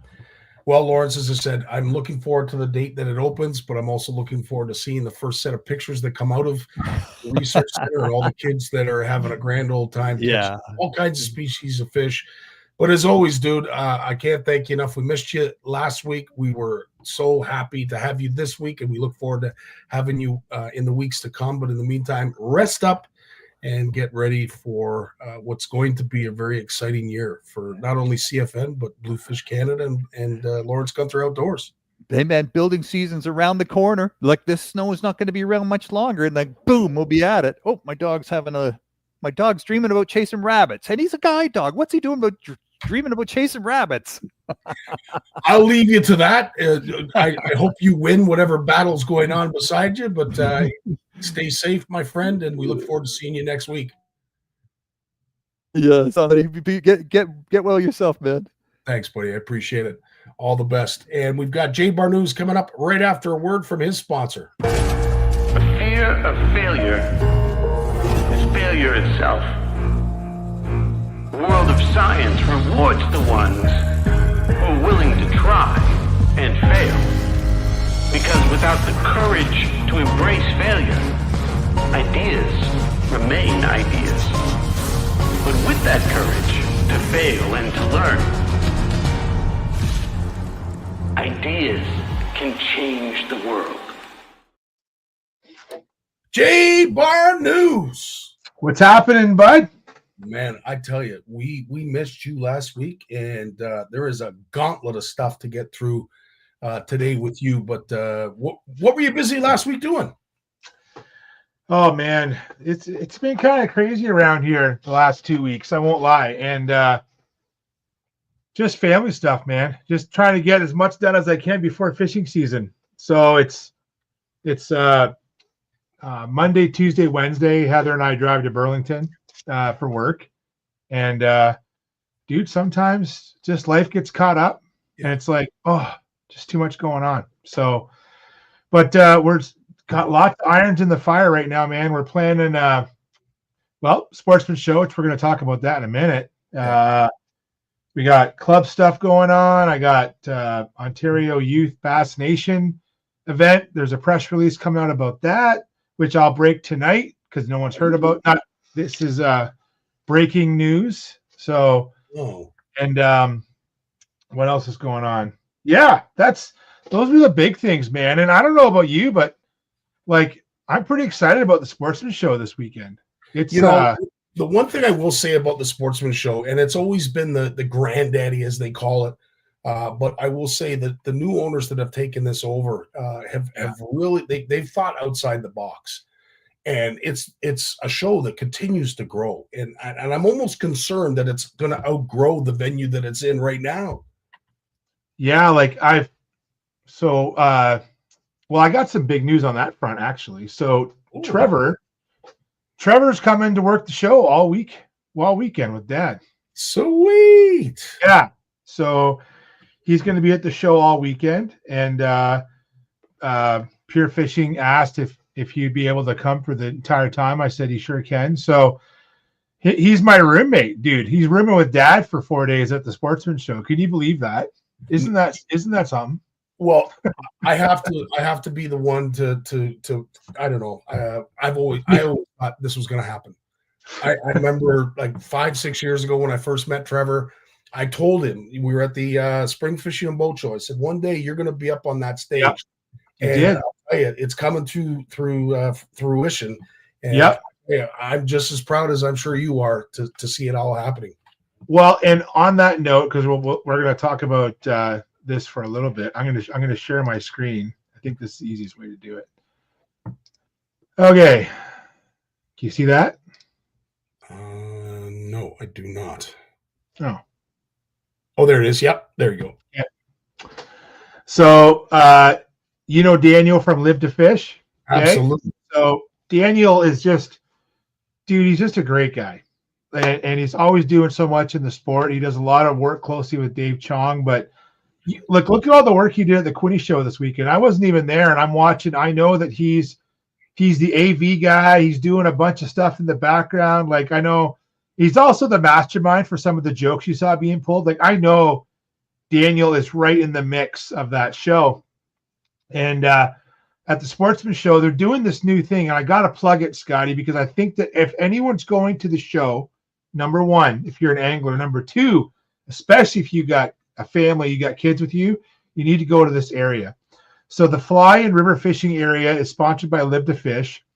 And if you go, and I'm gonna post it in the chat here, and there's a whole bunch of stuff happening in that area. Now it's very fly fishing based, but there's going to be some interactive stuff going on in that booth, or in that area, sorry, with multiple vendors. And I really want you guys to go there. If you're at the show, please go down, support this, because this is the kind of stuff we want at the Sportsman Show again and again and again. And I want to see this particular project grow. And shout out to Daniel. He reached out to me and he said, hey, Dad, or he said, hey, Jay, I want to know. Oh, did I get that? I got that right. I want to know if Trevor could do a seminar at my booth. I would like Trevor to come and do a seminar. I said, that sounds amazing. So Trevor, he's worked on a script. So you know that we do a lot of river fishing, not fly fishing, but like hardware fishing for brown trout in the spring, steelhead in the fall, a lot of hardware fishing, and catfish, suckers and catfish, all those CFN fish off adventures we went on. So Daniel has Trevor talking about that, and he's going to be his Live to Fish podcast, which he has on his website, which I'll share that as well in the chat. And guys, bookmark Daniel's page. He's got some great content, and it's all like Ontario-based local content. Bookmark the page, check out his podcast and what he's doing there. And Trevor will be on his podcast, and those episodes at the show that Trevor and Daniel record will be on his website going forward. So that's very cool. So awesome. Yeah. So it's a proud moment to see Trevor getting out of the shell with this. I think it's so awesome, man. Oh, Yeah, it's and of course, like everything like this comes together last minute, dude. You know how these shows go. Like you can plan as much as you want, and all of a sudden you're getting the phone call, and it's like, "Hey, can Trevor come to the show?" And I'm like, "It's like a week and a half away, man." He's like, "Okay, we'll make it happen," and it's happening. So, but I did warn Heather and Stephanie are going to come to the show too, and they're coming on Saturday, probably just Saturday, maybe Sunday. But Heather is a little tentative about coming to the show, Scotty, because she knows how busy it's going to be. Like the woman does not like big crowds and does not like walking 10 miles to get to the show. And I said, honey, it is going to be busy. It is. Look, like the weather, usually nice weather takes people away from the shows. I think it's going to bring people out. I don't know. It just seems that's the way it goes with this thing. Well, I have to say, leading up until this, and I know weather is something that you and I always talk about, and we'll probably talk about again tonight, but you have seen a big swing, and obviously it's going to get even more drastic as time goes on, but drastic in the sense that we are going from, snow squall warnings, hard freezes, to now, 14, 15, 16-degree weather where we got lots of open weather. Like, Jay, it was literally 2 weeks ago that we were saying that Lake Erie had gotten to a point of being frozen over that it hadn't been in, 3, 4, 5 years or whatever it is? Yeah. Yeah. And now most of it's all gone. Yep. I know. That's two weeks. Like, it's amazing. It literally opened up like I can't believe, like, we have open water down here. Like there's more whistling swans than there is ice, tundra swans right now. Like, it is crazy. Even at work, like, I went for a walk today at work, dude, and like all under the Skyway Bridge, it's all just migrating ducks. It's all, there's still some chunks of ice, but it's like, it's beautiful. Like, it's spring. And this time of year is tough because, like, a lot of the ice around Southern Ontario, I know there's still some okay ice here and there, but like, anything south of Simcoe is done, right? Like, it's done. So down here, it is over. And so there's a good chunk of the population that we're in this middle period between trout season isn't open yet. Pike and panfish aren't really, there's nothing happening there yet. I know there's some diehards that are out getting some steelhead, and that's great. And I'm happy they're out. But for a lot of anglers, there's just not anything happening right now. So, and we're in that transition. There's no doubt about it. In a lot of cases, Walleye has closed or is going to close very, very soon. So there's certain species that are not able to be targeted. Obviously, perch are still one of those species. Trout opener doesn't happen for a little while yet. But with the amount of, and this is the question I wanted to ask you as a trout connoisseur, with this runoff that we're currently getting right now and the rain that is supposed to be coming this weekend, do you see another early run like we did last year? So I think things are on the move right now. So I've been checking. I'm going to throw a couple links here in the chat, but I've been checking things, and let's put it this way. It's March break. The Grand walleye season closed end of February. Okay. But the Thames River is still open till the 15th. And so this is usually the week that a lot of anglers get out and fish the Thames. And I can tell you right now, like, the Thames is, I sent Trevor so he's going to go tomorrow, but I sent him a little, I'm going to put a Thames River discharge link. Folks that are in Southwestern Ontario, go check out the Thames. You want the Thames River below 100 CMS and dropping, like, that's my magic number. Now that's also pretty high, but you want it trending below 100. It's basically at about 130. It was at 330 2 days ago, which is like, that's like trees and homes floating past. Oh. And you remember The Price is Right? Yep. Okay. Remember the game where the little yodelers going up the mountain? Yes. Yep. Yes. Yep. Okay. We just aged ourselves. I did a side by side of the Thames flow going up and the yodeler going up. I said, Trevor, and I don't think he gets, like, it was an obvious dad joke because I don't think he gets the joke because he's not a Price is Right kid. Like, he's too young for that. But it is skyrocketing up. And even I'll even throw another one in here. And if folks don't know how to find these things, take some time to look up these things, because even on the Grand River, like the Grand River, I'm going to see if I can actually open this up, Scottie, because I think the folks are going to want to see this. It's very cool. If I can share this real quick. Absolutely. Let me see here. Yeah, it'll work.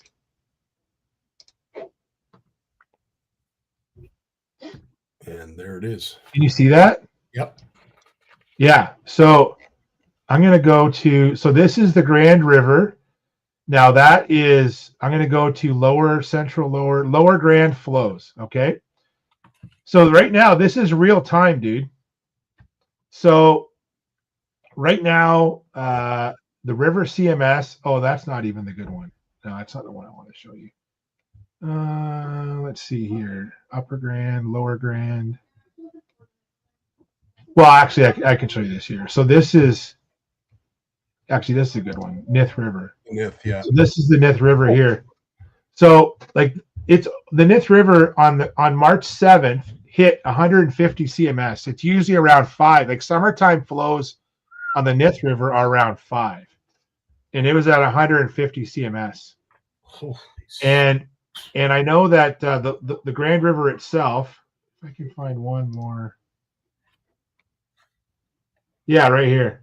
So that big one there, it says Brantford, 405 CMS. In the summertime, so when you're driving through Cambridge in the summer, Scottie, like Brantford, and you see the river when it's low and clear, it's usually around 15 to 20 CMS. It is at 400 CMS on 7th, which was Friday. So what does this all mean? We are experiencing the freshet right now, and there's still more snow to come because we got all the rain. We didn't get a bunch of rain last week, but we got rain and we got some melt happening, but now we got warm weather. And so what you're seeing is you're going to see all that runoff happen, and it's going to keep happening for a while. You can see the main flows have dropped off, but in Brantford, you're still at 100 CMS. Yeah. Right. So so this data is available to everybody. This isn't a work perk. This is a data available to everyone. But the one I'm going to show you that I love the most, and I hope people are watching this show because they're gonna really miss out because they're not watching this. Dude, you're gonna love this because your friends the walleyes are all over this. Okay. One more screen share. One more IT challenge for you, Scottie. Yeah, buddy. This is live temperature data for the Grand River. So right here we got, so now Celsius, what is the spawning temperature of walleye in Celsius approximately? What is it? I want to say 16. No. Is it lower than that? 6 and 8 Celsius. Is it that low? Yeah, it's that low. Yeah. So, but we're not even close to that. Like, if you look at Brand. You're right. Sorry. That's when the hatch starts. The hatch starts. That's right. I'm sorry. Yes. Yeah. That's okay. So, yeah, but which makes sense because they lay their eggs now. Yeah. Right. Or soon, not now, but like within the next couple of weeks, they could start if these warming trends hold. And then the eggs will stay in the river for probably 6 weeks to 2 months, depending on heat and when the hatch happens. So the hatch will happen. Basically, you get about a 10 degrees Celsius jump, right? Yeah. So you go from basically like 6 to 16. That's what happened. Yeah. Like we're not even close to that yet. So, dude, like we're still just above freezing in the main river right now. So even though we're outside today, it's beautiful. It's like 16 degrees. I'm driving home with the windows down in the car. We're not ready yet, but it's coming. And so the trout are running for sure. The trout are running right now. So all the tribs got trout running. We'll be done down here like we always are. We'll be done the Steelhead Run early, like Lake Erie trips. But those Lake Ontario trips, those trout will run right up until opening day. And now it's possible that if we lose a lot of that snowpack, that a lot of the runs will finish. They won't be done by opening day, but they'll pretty much be wrapping up by opening day. And that's the typical trend. And that's really, we want to see that by opening day. Like, no offense to anyone out there fishing, but we want to see those trends. We want to see those fish. But spring is here. Like, we got runoff, we got water temperatures going up. And if you look at the long range forecast for basically anywhere south of Lake Simcoe, we're close to double digit highs for the next 2 weeks, you know, and at night, yeah, we're going to touch 0, maybe -2, but we are in double digit highs. Spring is here and it's coming.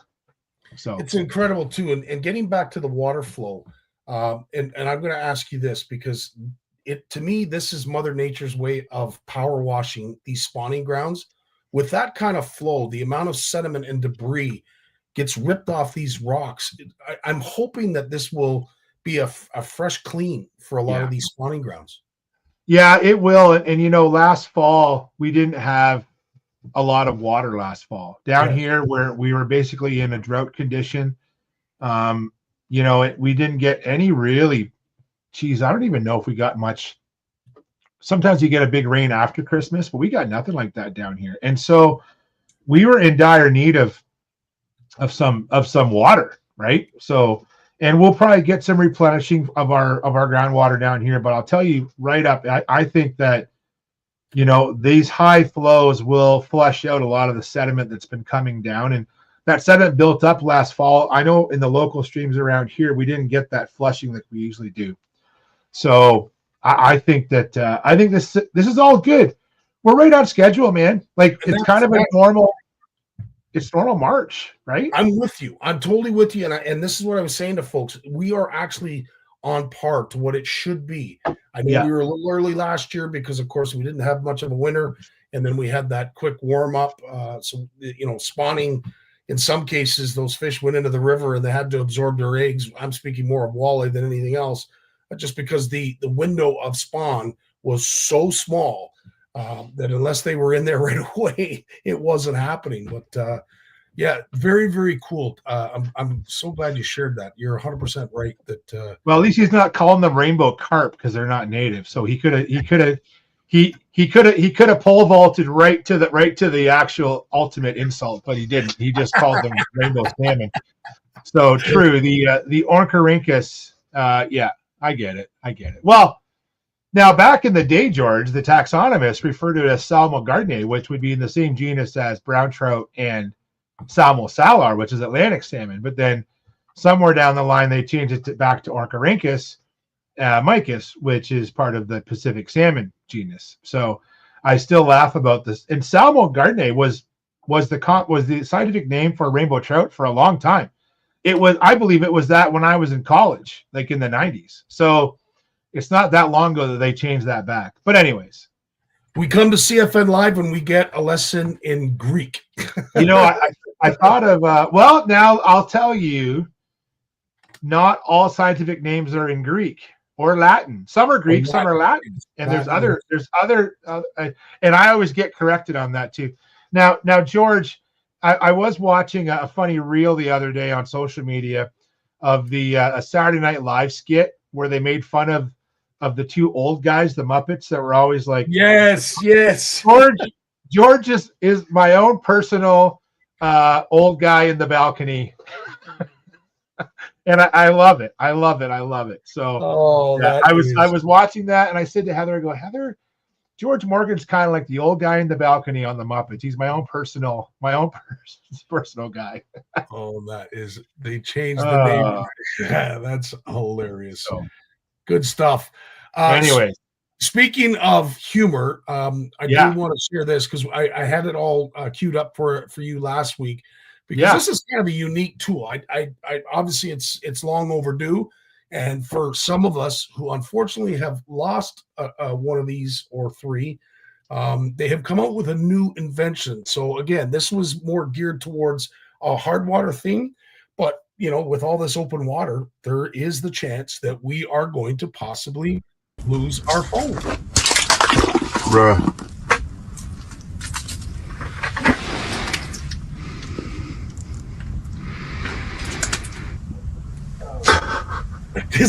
That is so awkward. Dude, I don't know if I have it here. I actually even have it here. No, I don't have it. I wish I had it. I'll show you another show. So I actually found a really cool phone tether because I've seen I've bared witness to multiple phones going down holes this winter alone, this year alone, and I didn't even ice fish as much this year. I'm like, that is such bad luck, and it makes me nauseous. Like it makes me just want to throw up, dude. Like there's nothing more heartbreaking than a phone going down the hole. And what's funny is how we managed to do that, dude. Like, I guess it's just because we're hunched over that hole and everything's pointed the wrong way, right? Yep. And it like I have a zippered pocket on my striker suit, and my phone is there, and it's pretty deep. Like I have to go in and get it, and I make sure it's in there all the time. But with the kayaks, we have really. I used to use cheap Amazon phone tethers, and I've had some close calls with those. I bought like some very expensive phone tethers, and I want to show you guys. I'll show you another time. Like these are like heavy duty, man, like industrial cable things. Like because I don't want to take a chance. No way. It's like, well, I have something, Jay, that is just as good, if not better, than some of the tethers that you're talking about. Oh no! This is the segue from that video to this video. Oh, and God. for all those who, especially, when you have that piece on the back side of the phone that you put your fingers between, you can pull out. Oh yeah, yeah. Uses as stand. It is assisting with that technology that they've come up with this ingenious remedy for those who lose their phones in the water. Boom, boom, bop, bam. Bing, bop, boom, boom, boom, bop, bam. Bing, bop, boom, boom, boom, bop, bam. Bing, bop, boom, boom, boom, bop, bam. Bing, bop, boom, boom, bing, bop, boom, boom, bing, bop, boom, boom, boom, bop, bam. I fly like paper, get high like planes. If you catch me. It's called the Float Buddy. I've seen this. Have you seen that before? I've seen this too. Yeah. I'm gonna give it. You know what? This is my sales pitch to all of the anglers out there that want to record videos on their phone while fishing for their partners and for their maybe significant others. Maybe if you are a young angler, this is for you. And you can't afford a GoPro, okay? Because your parents have said it's just too expensive. Let your parents look up the price of a new phone. Yep. Then tell them to buy you a GoPro, and you will keep the phone in your pocket so you can document everything on a GoPro. You're winning now. You're winning. Yeah. Like that. We should come up with a CFN promotion to save cameras and save a phone, buy a camera promotion. That's brilliant. Absolutely brilliant. I love it. And I wonder if like somebody like maybe Radio World would get on that. Like maybe that's something we could do this year. I'm actually serious about this. Like that's a great idea. Save a phone, buy a camera, and if you could stitch together like some of the phone, like there's that one with Jay what's his name? Ice fisherman, Northwestern Ontario. Simmons. Yeah. Yeah. He has it on the live scope, and you can actually see it like sliding. Like, should stitch together a reel and do a promotion, and then just don't share the reel. Send it to I got a couple contacts at Radio World. We should send it to them and say, guys, would you like to run a promo and support CFN? And we'll share this like crazy, but we want you to sponsor it. And they sell action cameras there. I'm pretty sure they do. So we should hit them up for that. Hilarious. Bill's on board, and I'm sure there's going to be a lot of other folks that are watching this. They're going to be on board with that. But I'll tell you, it is agonizing. Yeah. And that video with Jay is the worst because not only is he browbeating the guy, like he's pointed it out on the live scope as it's fluttering down to the bottom. Well, I love how I that video, and I've seen that video, and before you showed it, and they're so calm. I wonder if they've been partaking in some chemically induced activities because they seem very calm. If I had lost my phone, it would not be calm. There would be one loud word that would be yelled, and it would be 4 letters, and it would sound like puck. And you would hear it in the Yukon if that happened to me. Oh, that is priceless. Oh, I tell you, the humor and laughter is here with us tonight. And Jay, as I said, thanks so much for joining us, but because you certainly brighten our day. But I wanted to bring something to your attention that you already know about, and it is something that's going down in the States. I don't necessarily, we played it last week, but I want to play it again for you because I'm interested to see if something like this could be done up here, or perhaps maybe it is being done up here. We took Dottie's DNA and cloned her. It would have been impossible in California, considering their fish and wildlife is just a bunch of crayon-eating dipshits. But had Dottie lived in Texas, she would have been taken to a laboratory where they breed genetic super bass. In 1986, Texas started the Sharelunker program, where any fish caught over 13 pounds is then taken by the state and transported to a facility where big bass breed with big bass. The idea actually stems from horse racing, where winning horses are bred and their lineage long outlives them. The Sharelunker program is doing the same thing. Offspring with dominant genetics are stocked throughout the state, resulting in bass that grow bigger and faster. And it's been highly successful. Through DNA testing, they discovered that Sharelunker 583, caught out of Lake, no idea how to pronounce it, was a 6th generation granddaughter of Sharelunker number 9, caught in 1988 of a completely different reservoir. Just imagine if California had been doing this with some of their fish. Dottie's genetics live on, but it's confined to one singular reservoir. They could have crossbred her with the descendants of other giant California bass and then stocked them all over San Diego, but now she's dead and gone. It's been 18 years since the last 20-pounder in Cali. First of all, a 20-pound bass is just, it's unthinkable to me.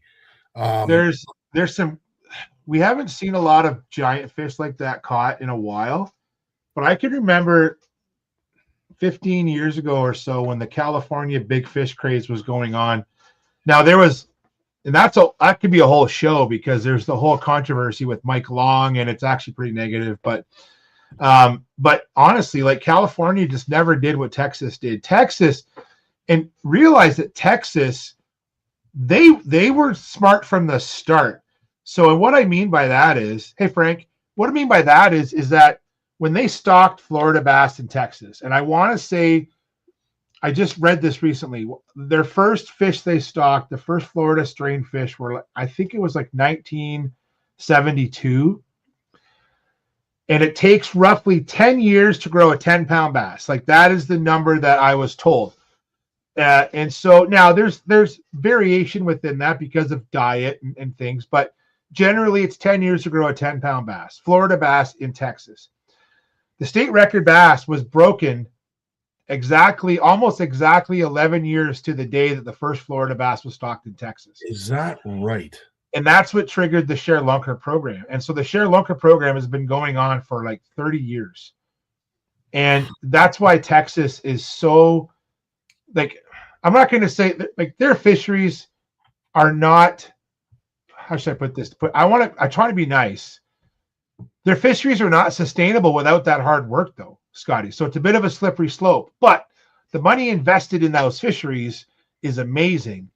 And I don't think we could quite do that up here because of where we are with latitude, we just can't grow fish like that. It's just not part of, we don't have the ecology for them up here. So it doesn't really work. It's really apples and oranges, but it tells you how good fish management can actually work really well in some situations. And in Texas, realize a lot of these reservoirs, without human, how should I put it? Without our involvement or assistance, right? Good word. They're horrible fisheries. Horrible. Like there's no grass in there. There's almost no reproduction. They have to stock. Like we have such incredible fisheries up here, and it's kind of like if it ain't broke, don't fix it. And I know that's not the case for everyone's not going to say that for every fishery up here, but in general, our fisheries up here are very healthy. The U.S. relies on reservoir fishing for most of the states, and they're not that healthy without human assistance. But in Texas, especially in certain fisheries, boy, they have done it right. It's amazing the work they've done for sure. 100%. And with that, it's a great segue into the announcement that the MNR and TUFA shared in regards to the money that is being put into 3 hatcheries that we named that are now going to produce, for the first time that I'm aware of, bass, that we're actually going to start stocking bass. And that is unique. So that's Well, and I'm going to give a shout out I'm going to get a little choked up, but Will Wegman was a big part of that, Scottie. Like Will did so much work with urban fisheries during his time with M&R, and he really pushed the need for more urban fisheries and things like, we're not talking brook trout and splake, we're talking bluegill, pumpkin seed, largemouth bass. And I think that's where a lot of this is coming from, is to enhance urban fisheries, or fisheries. Like a lot of the fisheries that need some help are in urban areas where they have a lot of different pressures, right? So shout out to Will and the it's not all on him, but he was a good voice for that program. And I saw that announcement, and that's awesome. And whether they're doing it because of Will or not, I know that's what Will wanted. So kudos to those guys for doing that. I see a question here from Chris. So Chris, it's really lake dependent. So it really depends on the lake and the size structure of the lake, like what fish of different ages are in that lake and how old those fish are. And the challenge that we have in Ontario is, and I'm not an expert on this, on stock assessment, right? There's actually others that know more about this than I do. But the best way, if you took regulations out of it and you could manage lakes individually in a perfect world, okay, you could have some incredible fisheries. But we can't do that in Ontario. We can't independently manage lakes. Like, it's not like in Texas, they have Lake Fork, which has very unique slot limits to preserve those unique fish that are in Lake Fork. And there's a reason why it's like that. But in Ontario, we have zones, right? So we don't manage it broadly across the province. We have zones where in the zone, a lot of the fisheries are very similar. That's how the lines are drawn. So we can manage bass, like largemouth, smallmouth, northern pike, walleye, brook trout, splake, all the common northern pike and muskie, all the common sport fish we can manage by zone. But even within the zones, there are opportunities.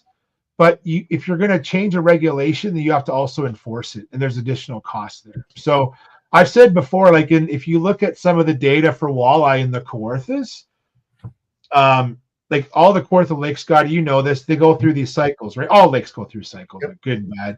Lake Erie right now, perch are way down. 15, 20 years ago, perch were king and walleye were down, right? In the Kawarthas in the last 5 to 7 years, Rice Lake has been producing some incredible walleye size and numbers over all the other lakes. Now, Rice Lake is a pretty big Kawartha lake. I think it's the biggest if you actually included like Bewdley to Hastings, like the whole area. It is a huge lake. Great point. Yep. And I think that I don't know a lot about walleye biology and ecology, but from what I do know, I think Rice Lake is a great opportunity to practice or try a like trophy slot or a fishery there. The trouble is you need buy-in.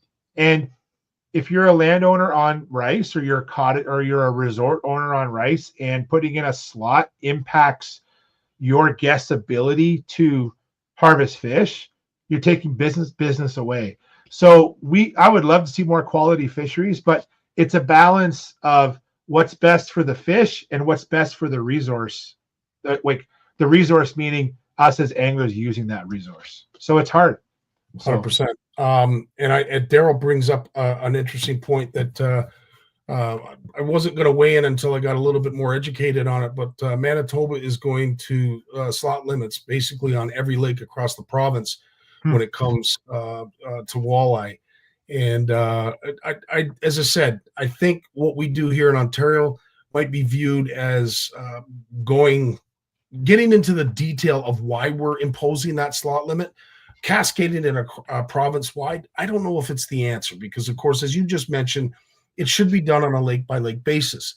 However, the flip side of this is now it has to be policed. And do they have the resources to do that?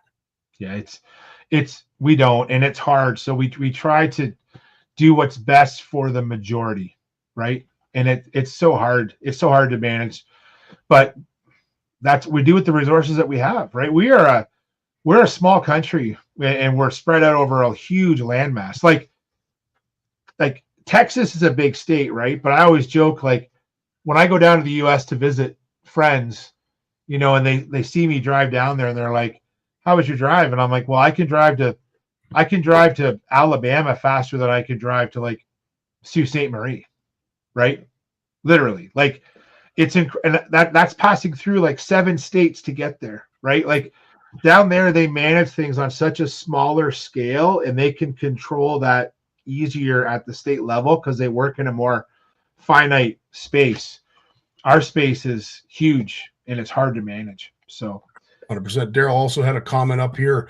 I know that in Saskatchewan they're considered, if I'm not mistaken, an invasive species bass.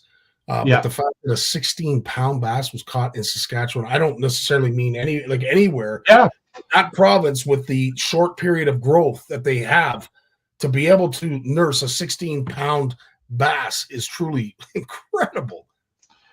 Daryl, I was gonna ask you a question. Is that lake one of those warm water outfall lakes? Like I know there's a lake in southern Manitoba, yes, that has a hydro plant on it, and I'm curious because that's got to help largemouth, right? Yes. Like, and I've heard the fishing at that particular lake in Manitoba is not the best, but it will probably improve. I'm going to guess I think largemouth haven't been there a long time yet. So, but I see a point here from George.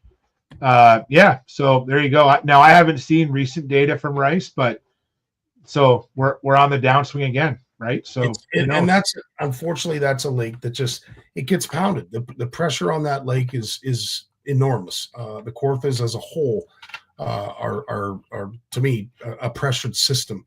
They are. Yeah, I'm so glad there are slot limits and some restrictions and regs because they need help. And I would never ever say that we need to shut a fishery down, but to suggest that we don't need some kind of rules and regs to ensure the future of them would be a bad omen, to say the least. Yeah. Of course. So Daryl says there is a power plant on that lake. There you go. So you as always, Jay's in the know. Well, given that latitude, and I only thought of it because of that lake in Manitoba, and I was thinking about when you have invasive species like bass, they move into it. Any invasive species does this typically. When they move into a new location, they grow big and they grow fast. Right. Or fast and big or whatever. And then what happens is that for a short period of time, the only ones you catch are huge. Like I can remember catching crappies on Rice in the mid 90s, and like almost all the crappies we caught were like 10 inches was a small one, and they were a lot of them were 12 to 14 inches, and I remember catching some 16 inches, like huge crappie. And there's still some around like that, but not like it was. Once that population kind of started to really become abundant, a lot of those numbers drop off as the invasion kind of takes hold. And so in these new lakes where largemouth bass may be relatively new residents, right? Like I'm talking, remember I said for largemouth, it takes 10 years to grow a 10-pounder. Yeah. So even a 16-pound fish, even if you took into account what it's eating and stuff, it still probably took 10 years to get that big. So that fish has been there for 10 years, which really isn't that long in terms of fisheries, right? 10 years is not a long time. So 100%. Well, I'll tell you, this segment could go on all night and I'm sure there's some that are watching that would wish that it did, because a wealth of information has been shared so far. And of course, just with you, Jay, we miss you when you're not here because we lose this. But I do want to remind folks, if you are going to the Toronto Sportsman Show, Jay Barnucz is going to be featured as a speaker. Tell us a little bit about what you're going to be talking about in your segments. Yeah, so I think one thing that I get asked a lot of questions about is, so Scottie, you're in a kayak, right? You can only bring so much stuff with you, and I realize that kayaks, especially the ones we fish out of, I probably bring more than even the average boater would bring with them. But anyways, I still think that you can't bring a lot of stuff with you. You need to be versatile, and so I'm going to be talking about basically how to, what types of rods and reel selections you should be thinking about as a kayak angler. I'm going to be focusing on largemouth and smallmouth bass, but instead of bringing 12 rods, maybe only bring 6 rods and talking about different actions, different lengths, and different setups for multiple applications. So that's gonna be the gist of it. So I look forward to, dude, the Sportsman Show is like, I don't know, man. It's like the WWE of trade shows, and a big shout out to the Fish TV guys, like Leo and the guys over there, like reaching out to me, and I'm so happy they did, and I'm so grateful that they did. And there's so many speakers on the Fish TV stage. Please, like, Pam and Adam, they're out in Eastern Ontario. They're going to be on the stage. Ken Collins will be on stage talking fly fishing. Paul Powis will be there. Oh my goodness. Like, there's so many great anglers. Like, if I wasn't working the show, dude, I would just be sitting. I would just probably bring a lunch and sit in the seminar area the entire day. And there's great speakers Jamie Bruce from Northwestern Ontario, Bass Master Open Angler from last year. He's coming down. Like, there's some incredible speakers. So please come down and check it out. It is going to be an awesome show. And just looking forward to it and the opportunity as well. Awesome. Okay. I need your help. So what is remaining here, of course, is the video that a lot of folks have come here to watch. And I have to explain it, because if I don't explain it, I don't know that it's actually going to mean anything. Okay. But I'm going to ask, are you familiar with the Chick-fil-A commercials? Oh yeah. Okay. Oh yeah. So the Chick-fil-A commercials have these cows that are wearing signs. They're holding up signs. But the idea of it is that they want you to go to Chick-fil-A to eat chicken so that you're not eating cow. They want to save themselves. So they're trying to advocate for the chicken. Go eat chicken. So in my cartoon brain, I decided, you know what? I'm going to a Muskie Odyssey, and I'm going to wear this hoodie that has walleye all over it. Yeah. Am I going to be, I don't know. Am I going to stick out like a sore thumb? You're 100% right. I do anyway, just because of my stature. But I thought to take it and up it a notch. So my idea was to walk into the Muskie Odyssey with the idea of saying, save the walleye. I love it, man. That is awesome. Eat more sturgeon. And I geez. Oh, Scottie. So as I said, because of the play on words, like obviously, cows, the fact that they got eat right. Yeah. But they spelt it all wrong. So that was the segue. Save the walleye, eat more sturgeon. And I have to say, the cast of characters that I got involved in this truly was something that a lot of folks, I hope, are going to be entertained with. Well, so if somebody had to throw you out of a Muskie seminar, the right man for the job stepped forward. When I saw that video, I'm like, this couldn't have played out any better in my eyes. So 100%. like Mike Parker, and anyone who hasn't seen the video, you got to watch it. Like, they couldn't have picked a better guy to toss you out of the Muskie Odyssey. I thought that's fantastic. Well, I was actually hoping that Barnucz was going to be there, but a great second choice and a very close second choice was Mike Parker. And I wanted to do it as a surprise to Mike, but then I thought, you know what? Who better? Like you said, who better to throw me out than Mike Parker? It just built the drama. So I will bid farewell to you, Jay. We will play the video as our outro for tonight. I want to thank everybody for joining us and all the great content, great questions, interactions. And we look forward to seeing you, Jay, with Trevor down at the Sportsman Show and a whole host of others that are going to be there supporting this wonderful angling community. We'll see you this weekend. If not, we'll see you next Monday. Right on. All right. We'll play the video as our way of saying goodbye to all. I hope you guys enjoy it. I know I enjoyed putting it together. Jay, thanks so much for your time. Thanks for all who joined us, and I look forward to seeing you again next Monday.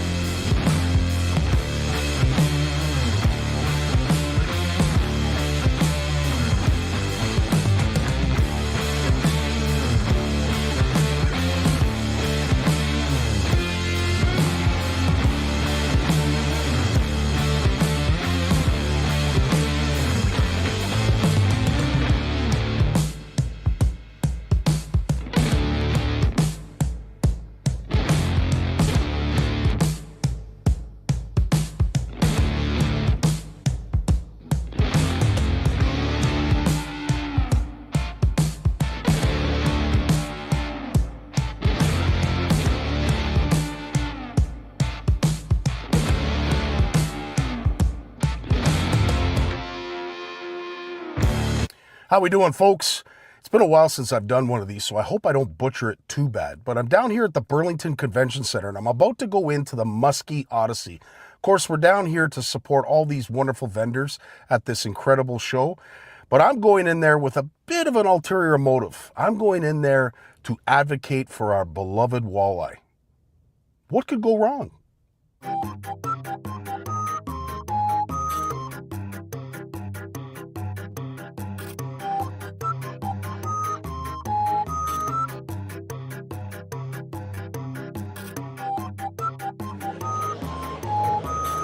Have you lost your mind?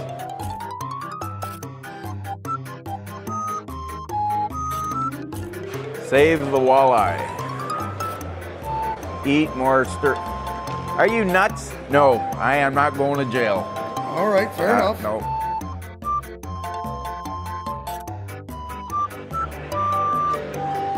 I can't do this.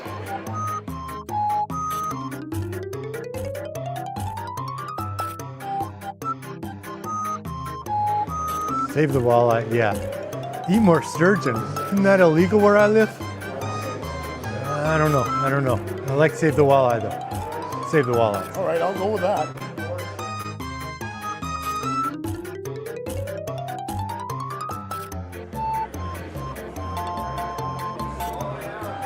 I can't do this. I can't do this.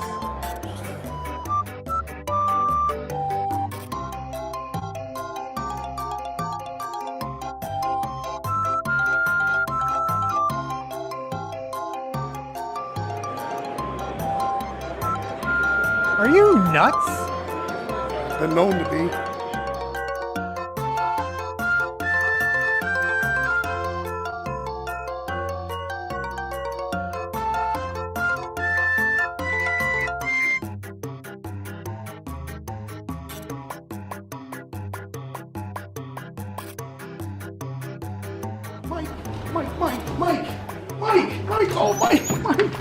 Get out of here and take your damn sign with you.